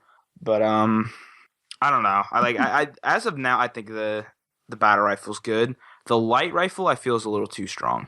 I like that. I think the light rifle is pretty well balanced with the strength and the slow rate of fire, because I've been able to beat a light rifle, and I've also been able to beat a battle rifle purely by just out shooting my opponent, where in Halo 4 that light rifle was regardless at a disadvantage to the BR or DMR, and even the carbine in some instances, maybe not as much. But I think the light rifle, they really hit a sweet spot with it.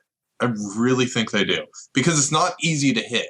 I honestly, the light rifle is what I've kind of imagined if the DMR has to be in Halo. I think the DMR should be more similar to what the light rifle is now. I really like this iteration of light rifle. I think they've done a very good job balancing it. I'm right on board I really with you, like the Haas. scope. Yeah, the zoom in scope, that's cool. That's what you would expect from the little holographic thing. That it's so pretty. It's cool. It is really cool. It is very cool, but that when I imagine a scope on a Promethean weapon, that's what I imagine. Mm-hmm. Yeah.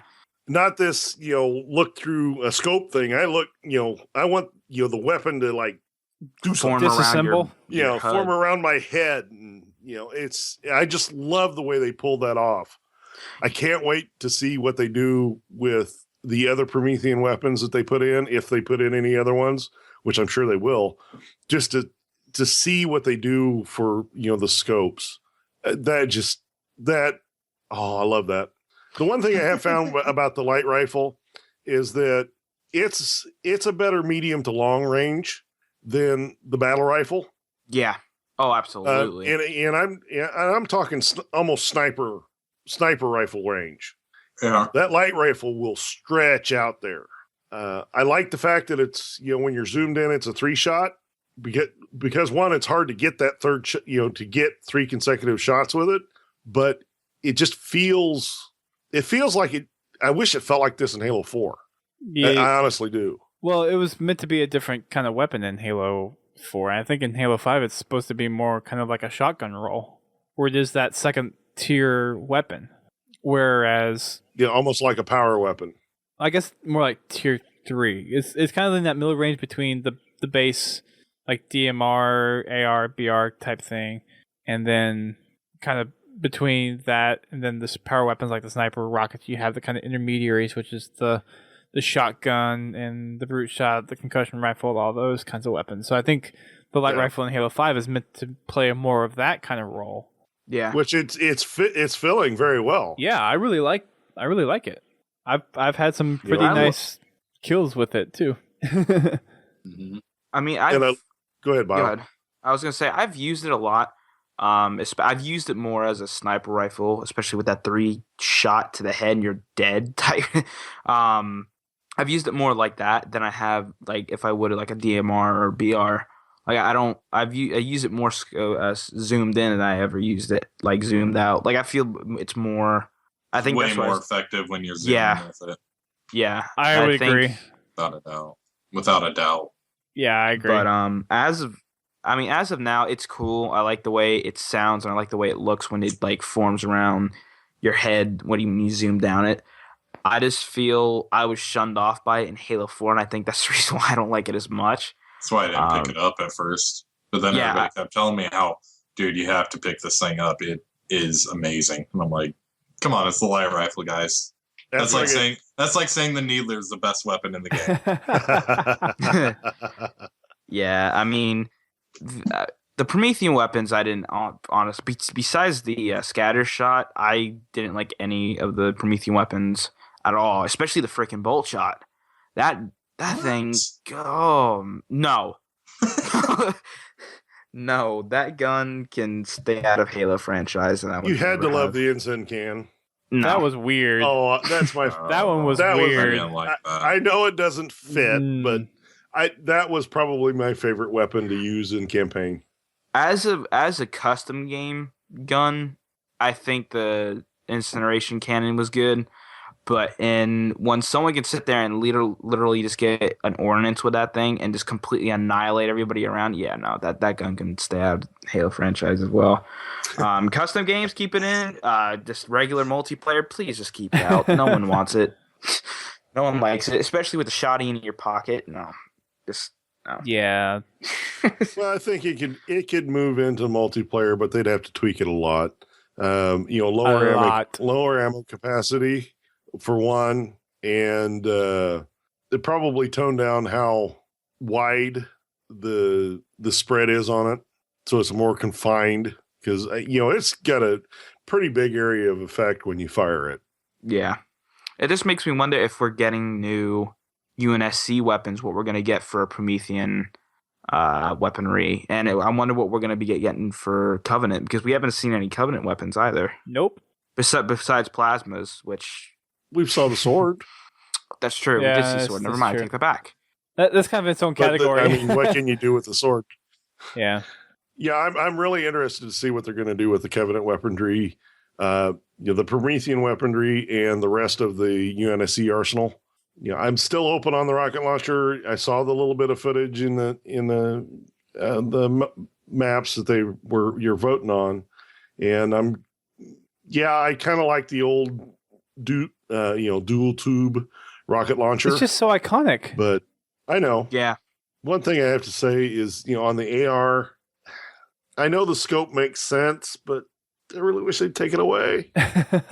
But the thing about the scope for the AR is you get so much accuracy at mid range with that thing. It's almost overpowered. I know. It competes with the BR and the DMR. It does at medium range, and that shouldn't happen. Yeah, that I can see keeping the scope there, but they need to make the spread wider or something on it. When zoomed in, I think they need to have because they have the bloom when you're not zoomed in. I think they need to have that while you're zoomed in too. Mm-hmm. Especially if you're not losing any movement speed when you're zoomed in. That bloom should still be there. Like I said, I think if they do one of two things: either instigate the bloom when zoomed in, or just take the zoom away. Or that. Well, the direction they're taking with it, though, is that everything is going to have zoom in some form or another. Yeah, I mean, like I said, in the canon and everything, it makes sense. Don't get me wrong. But the zoomed in needs to be modified. That range needs to be shortened up or the bullet spread needs to be wider or something. I think it's the bullet spread, really, because if you look at how the smart scope works for the AR, it's basically making a digital scope directly onto your HUD. You're not looking through a scope like you're doing with the VR or the DMR or the SMG. You're actually integrating with the targeting system on there, and then it's displaying it on your HUD. That's the actual smart link system that they're kind of changing up. And if you think about it, with the BR and the DMR in the past, it is ADS in a sense. It's just that whenever you zoomed in, the whole scope took up your screen, and it was basically projecting the scope onto your visor. But if you think about that from a reality perspective, you don't want that to actually be happening. Yeah, not in a reality.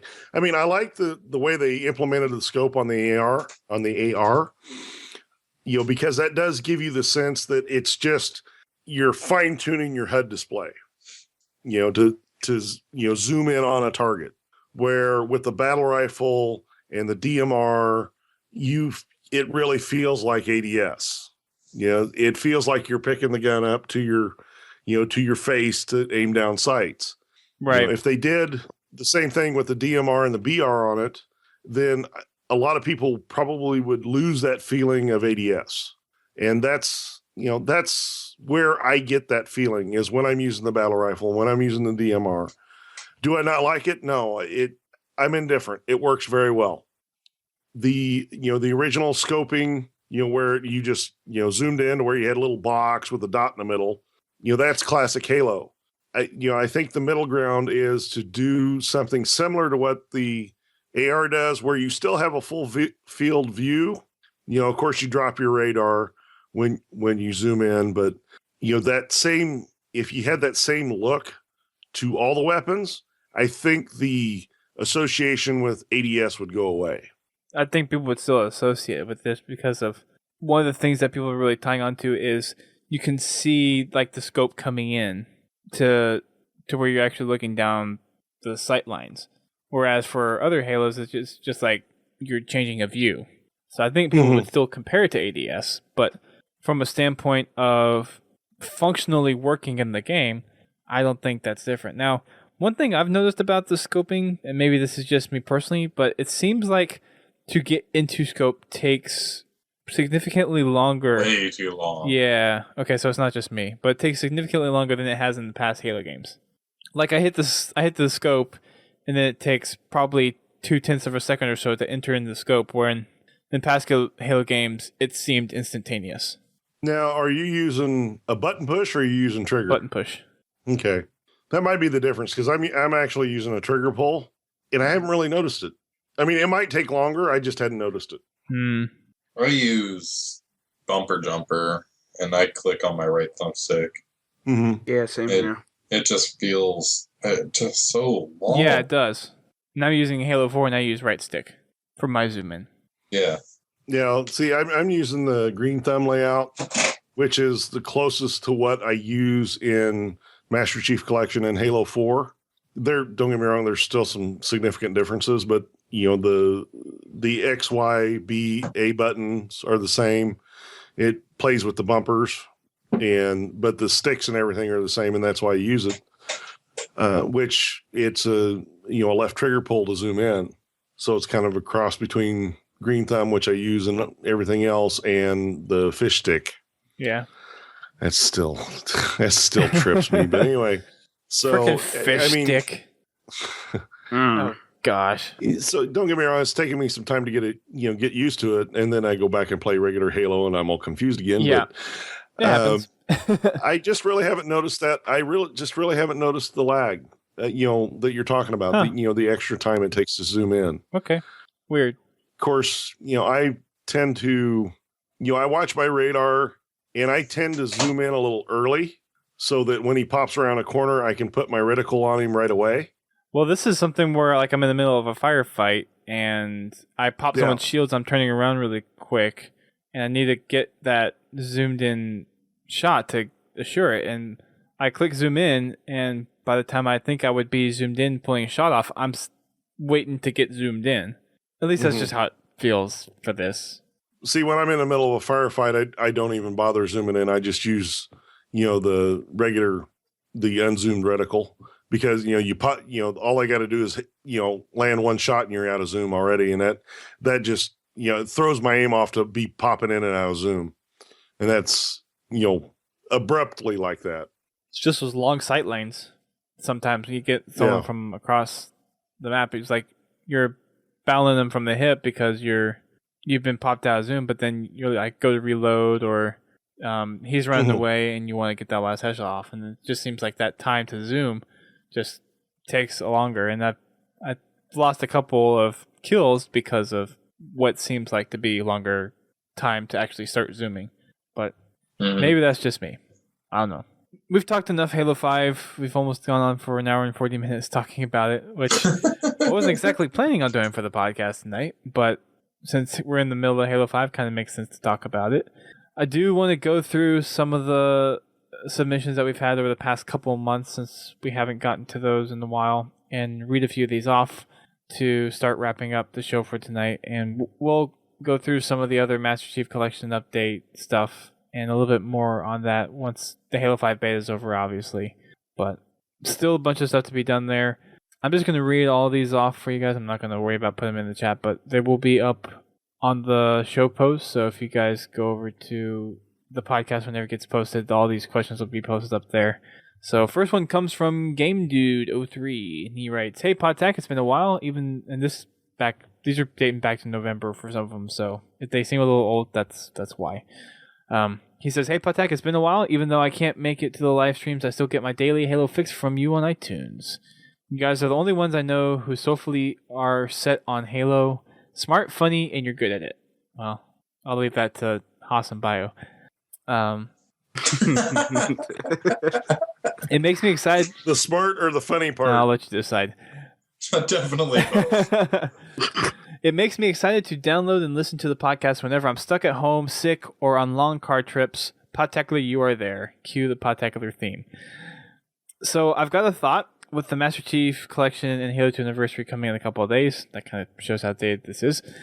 With the ability Xbone has, do you think the future when Halo 3 Anniversary comes up, instead of just making a Halo 3 Anniversary, what if they just port ODST and Reach as an add-on? Well, part of that question's already answered, I think. Second part, what do you think? Is it a crazy thought, or do you think it won't happen? I'll post this on the forums to see what community thinks. Just wanted to know what you guys thought. So hope to see you guys on the Master Chief Collection, and keep on fragging Halo Fests. So we're already getting ODST for the Master Chief Collection, obviously. But I don't think they would actually do a Halo 3 Anniversary. I think Halo 2 is kind of that last one because it's the Halo 2 was done on the original Xbox, and the Xbox 360 is still around, and you can still do Halo 3 on matchmaking and whatnot, and there's Halo 3 in the Master Chief Collection. So I don't think we would honestly get a Halo 3 Anniversary. I don't think there's a reason for it. I don't think so either. Now that everything's on one console, and then to top that off, even though people keep buying these remasters and HD remakes, I think it's getting old really fast. Especially, I think people are really sour to it because last year they just bought Grand Theft Auto 5. Guess what? You're buying it again. Mm-hmm. Saints Row is coming out later this month. It just seems like we're getting flooded with the same game we just played last year. Oh, sure, it's prettier. That's cool. But why do I want to keep spending $60 so much? And yeah, it's Halo. I can see Halo Reach happening, but Halo 3, they even said this before Master Chief Collection. It's kind of in this weird middle spot. Like, they could do it, but what are you really going to gain? And I think Halo 3 really stands out more than I think people realize on Master Chief Collection. Yeah. I mean, I don't see them having a reason to remake Halo 3. If anything, like Haas was saying earlier, I think people are getting really tired of remakes, especially being next gen. We didn't get too many next releases. You know, like they're basically, especially from big titles. I mean, we have Halo 5 Guardians coming out this year, but in that 2014 period, we didn't really see too many big game titles out there other than remakes. You know, Rockstar had Grand Theft Auto 5 come back there. We had 343 bringing back all the Halos back in to the Xbox One. We have Resident Evil coming back to the Xbox One. You know, there's a lot of remakes. I mean, I could see Reach coming back just for storyline sake of them bringing it. Maybe, you know, like they're doing with ODST. But as of multiplayer, I don't really need Reach again. Like, I just don't. Well, I think the reason that you're seeing a lot, like what you were talking about, seeing GTA 5 and Saints Row coming to Xbox One is because there isn't the backwards compatibility that the 360 had for the original Xbox games. So the only way to really play it on the current gen console, because some people have already sold their old consoles or they're not going to really go back and forth between the consoles, and Microsoft is really trying to push their current console, is to do the remakes on the new console. Plain and simple. Yeah.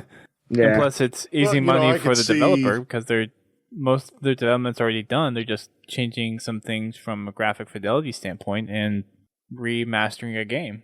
You know, with Reach, I wouldn't mind seeing a port to Xbox One and, you know, selling it for $20-$30. But, you know, as a full-on anniversary type remaster, I honestly don't see that as being something that would be widely popular. No. And I think they need to really start zeroing in on these next major release that they have going, like the Halo 5, the Halo 6. And I don't know about you guys. I think we're going to get kind of one of those side story middle games as well. But I would rather see them focus moving forward on their future titles, not keep pulling from the past and just wasting dead time. Even if they split the studio into two or they hire a staff specifically for that, it just I think from they the need outside looking in. Yeah, I think they need to focus on what's the road ahead. Really, Yep. I'm with you on that. Yeah, if they do something like they did with Master Chief Collection, or they just do a straight across port, I would hope that they would give that to an outside company so that they can focus on the new Halo product. You know, like if they were going to do a port for Reach, turn it over to a certain affinity and let them do the port, or, you know, something like that. You know, get those projects out of 343. Don't get me wrong, they need to manage them to make sure that it follows in line with what 343 wants as far as that type of, you know, the port or remake or something like that. But as far as doing it in-house, I really don't think they should do that. I think they should just, you know, farm that out to another company and focus on creating new Halo content. Yeah. Yep. I'm right there with you. So next one comes from Pins Halo, which I don't think I saw him.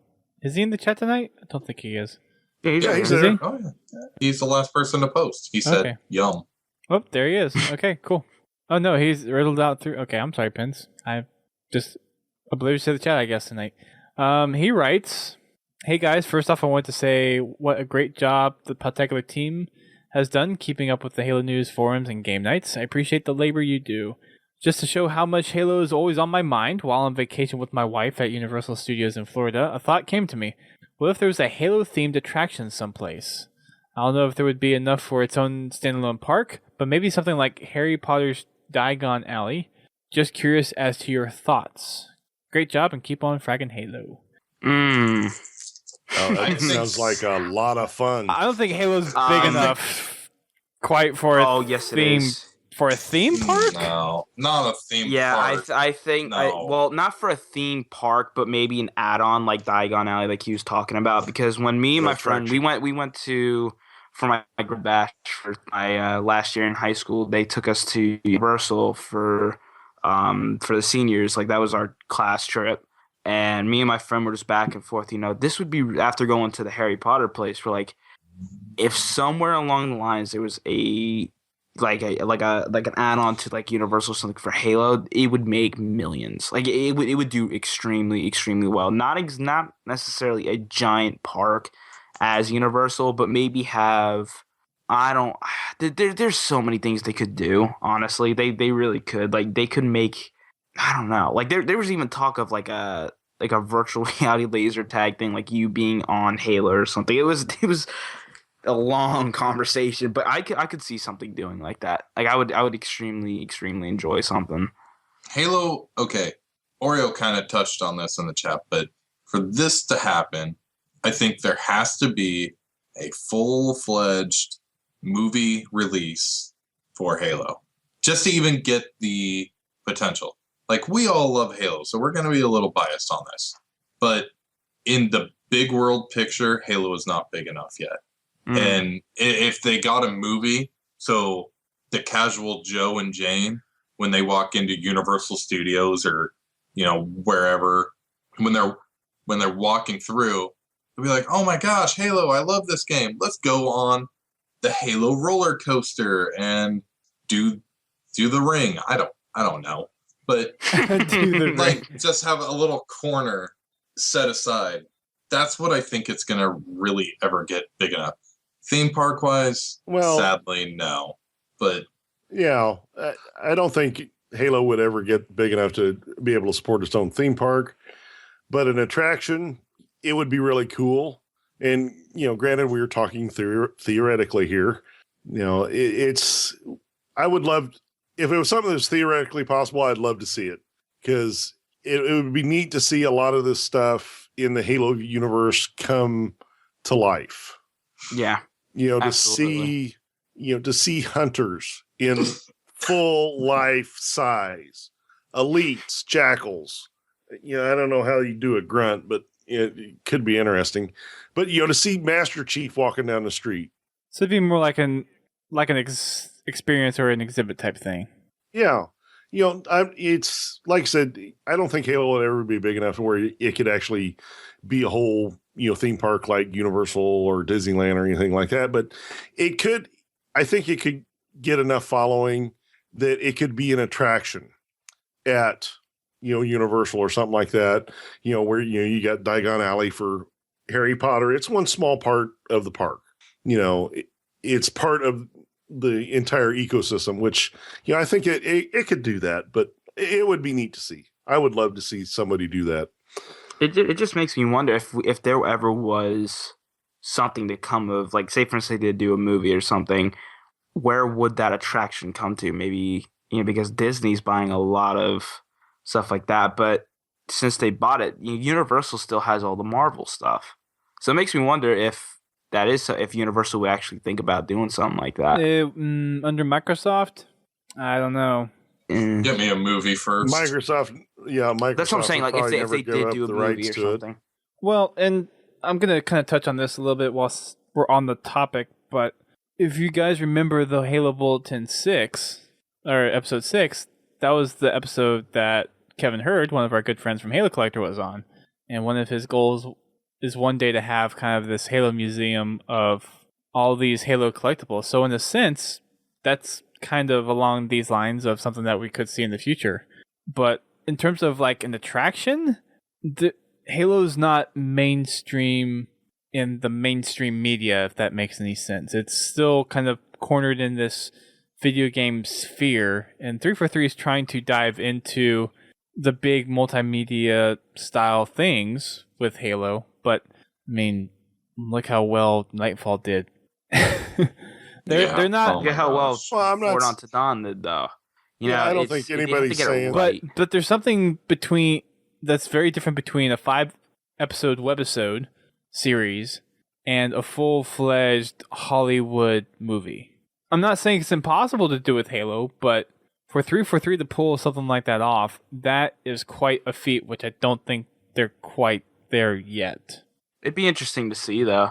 Yeah, and we still have the TV show to see from Spielberg coming out this year, but with how much Nightfall kind of flopped behind a producer that's supposed to be like one of the well-known ones, like Ridley Scott, that future for Halo right now is not quite there yet. Yeah. It's Spielberg though. I don't know. It's Well, it's with gonna be interesting to see. Yeah, That's with all I can say. Nightfall, I think the script had more to do with Probably what happened Yeah. than the director. I mean, he did what he could. You can only do so much with what you're True. That is true. given. But even at that point, though, for the people writing the story within 343, that is just there was a lot of stuff that they dropped the ball on, I think, and just it lacked a unique experience when it comes to what a series like that could be with Halo. Yeah, they need to get Eric Nyland for the next one. That would be really cool. A man I would can love dream. that. Yeah. I'm still hoping somewhere along the lines Nathan Fillion pops up in the Spielberg TV show. That's all I'm gonna say. Really hope he does somewhere. Like let it be a voice or a side actor or something. That would be It'd be interesting to cool. see. All right, next one comes from Receptor 17, our fellow Westman. He writes, Haha. yes. He writes, "Evening, good people of Podtacular. I thought I'd share a surprise find of mine which developed into a fun personal minigame whilst playing Halo 2's Metropolis level on the campaign, with the Sputnik skull and boom skulls active, driving the Scorpion tank over the bridge. It would appear that Sputnik's making everything super light combined with massive boom explosions have led to my ghost literally flying everywhere when hit by a tank round, leading to a major hang time and Covenant clay pigeoning shooting.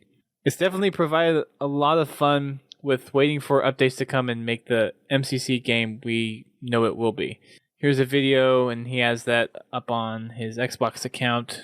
And that, did he upload to YouTube at some point? I think he might have. He said, thanks and keep on rocking, folks.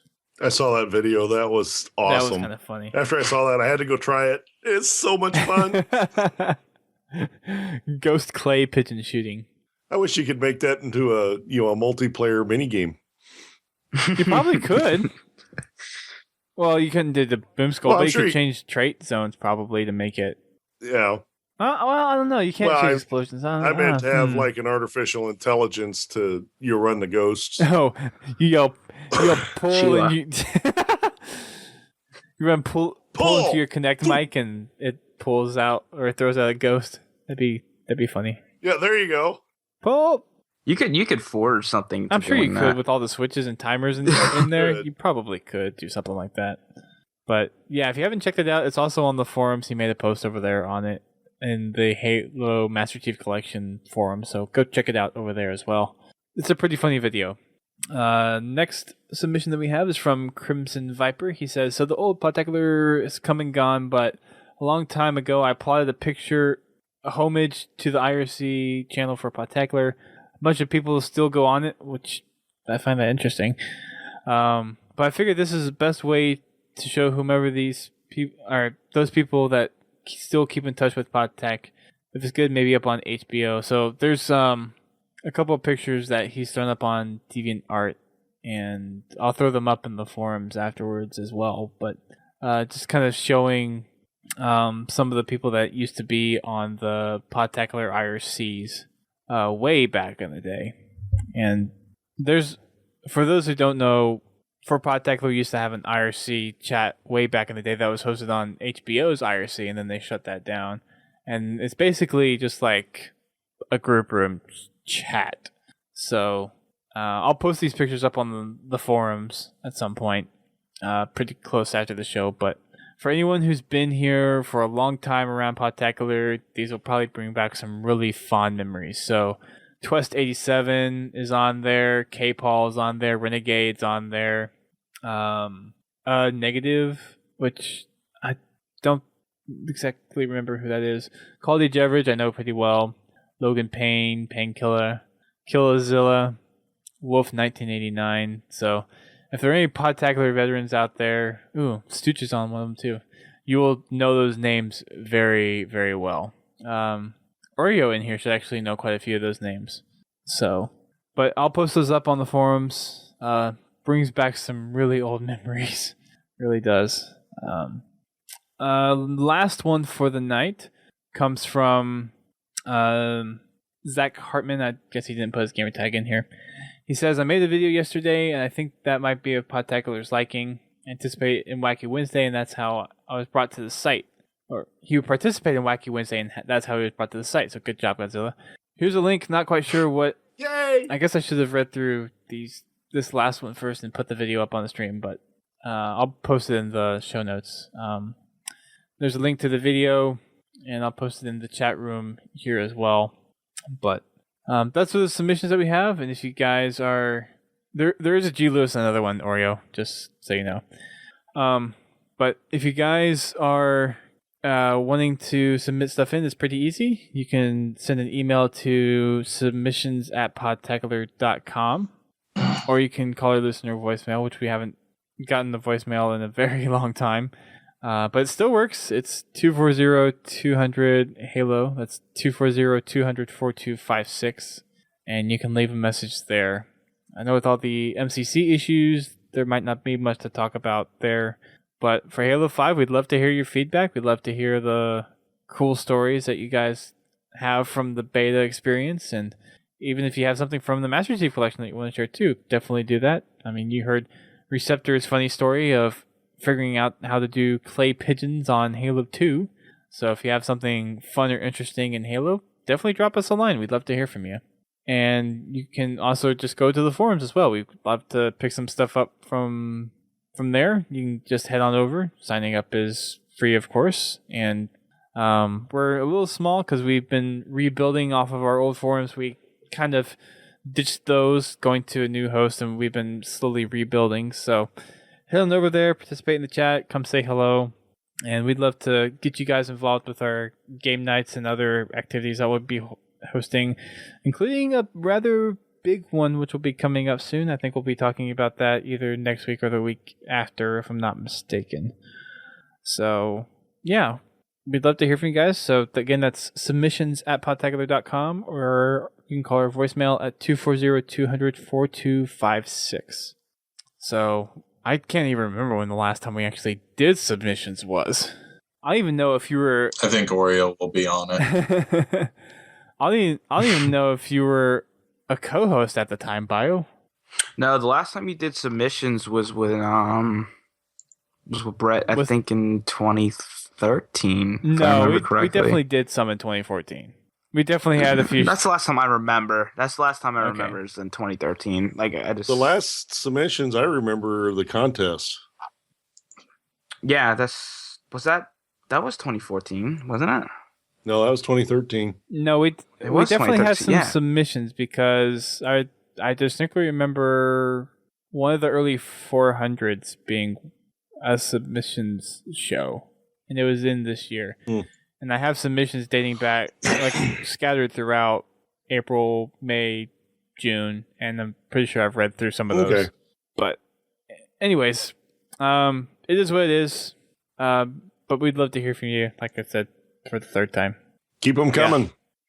So that's going to wrap it up for us tonight, I think. We rambled on a lot about Halo 5, but we'll be here to talk about Halo 5, I'm sure, in a couple of weeks after the beta is all said and done. Remember, Week 3 starts tomorrow, and we'll get the choice of either Pegasus or Orion for the Forged map that we'll be able to play on.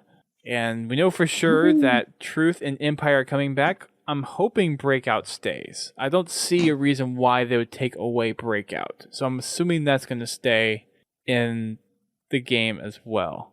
As far as some of the other stuff that's going on with Halo 5, the beta will end on the 19th of January, which is a Monday. Is that right? Which would be a very sad day. Yeah. Hopefully they have the Master Chief Collection a little bit better fixed by then. One can hope. Speaking of the Master Chief Collection, there is the update that will be coming out next week, most likely. We will keep you guys updated as we get more information about that. But for those who are a little bit on the competitive side, UGC, the UGC 20K was this past weekend. And it was, aside from the constant delay of streams because of games crashing all over the place, it was the first platinum level tournament in the Halo Championship Series, which is at least $20,000 prize pool. And Denial Esports was the team that won that tournament. So congratulations to them.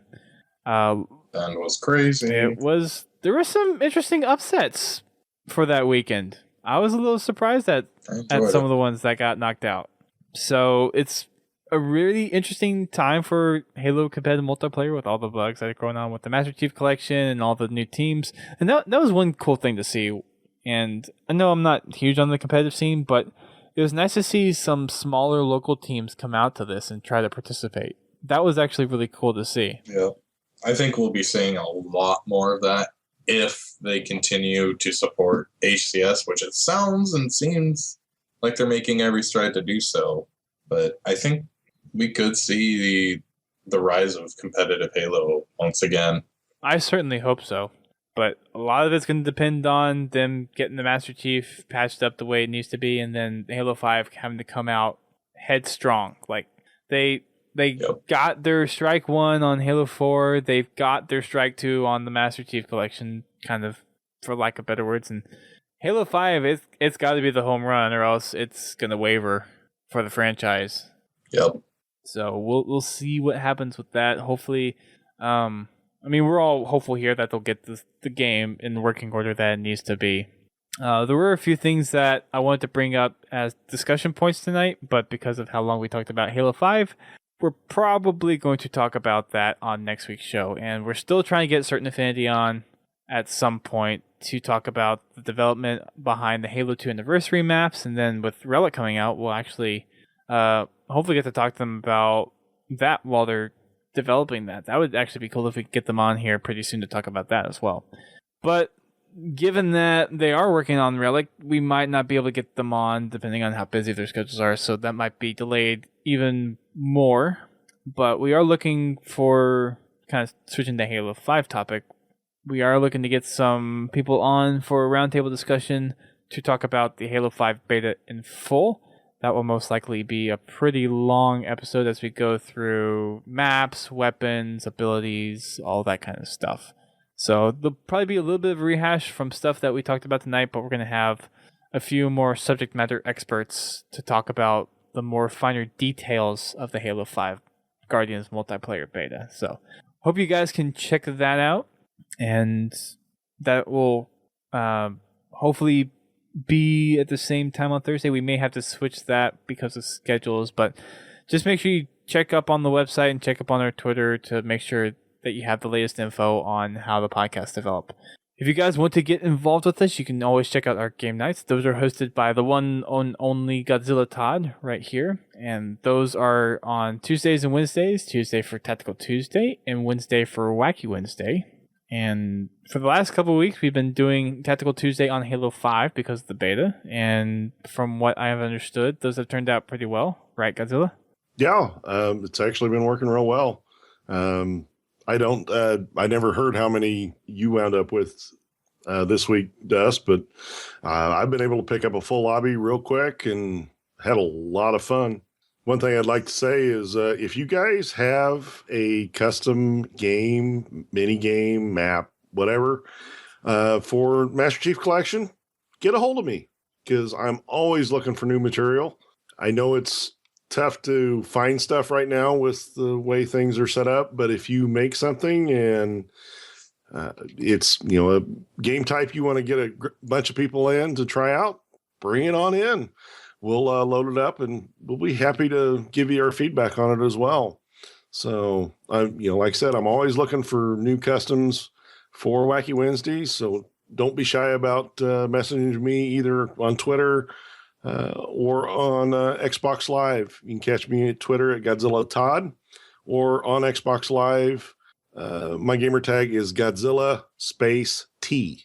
So just shoot me a message if you've got one. And I believe we also have a forum thread they can post there too, right? Yes. Yeah, so there is also a forum thread. You could post it there as well. Any one of those three places you can hit them up. That would be perfect. And finally got Team Bubble Bath done, or at least some part of it done. Some resemblance of it done. So make sure you check those out. Again, those are going to be on Tuesday and Wednesday nights at 8:30 p.m. Eastern Time. That's 5:30 p.m. Pacific Time. And if you guys are listening to us downloaded after the fact, we do our shows live on Thursdays at 8:30 p.m. Eastern Time. and you can come and join the chat. And our first podcast of the year, we actually pulled a decent crowd, so thank you to everyone who joined up in the chat room. We hope to see you guys here for the future podcast leading into the new year, and make sure you go tell your friends that we're doing this on Thursday nights if they don't have anything better to do, or if they want something to fill their ear holes for an hour and a half or so, then just point them on over to our Twitch channel, and we would love to give them the Halo lowdown on stuff. We also have our social networks that you can check us out on. We're on Twitter, Facebook, Instagram, YouTube, all that good stuff. We're looking to do some more programming on our YouTube channel to kind of build that up. So if you would go over and subscribe to that, we would appreciate it. That's youtube.com/podtactv, or as we do for everything, if you just do podtacular.com/whatever, if we have it, it'll take you there. So Twitter, Facebook, Instagram, Twitch, and YouTube all work as separate links there. And finally, a little order of business from a financial standpoint. We do have our own Amazon affiliate link. So if you do any video game shopping through Amazon or buy any accessories, any of that kind of stuff, or anything really, you can buy anything through Amazon. If you go through our affiliate link, we get a small cut of that back to help support the hosting bills and support for swag when we go to conventions and that kind of stuff. And there's also a PayPal donate if you want to do it that way as well. You can find both of those on our homepage whenever you go to podtacular.com. And that'll wrap it up for us tonight. I think we're going to try to go play some Halo 5 beta since this is the last day of week 2. So get some of that Slayer action on Eden and Regret. That'd be pretty cool. And we will hopefully see you guys here next week. Don't know what the agenda is going to be for next week. We'll obviously make an announcement on Twitter when we have a little more solid schedule of what's going down. But nonetheless, we will be here Thursday, 8:30 on Twitch. So until next time, everybody, keep on fragging 2015.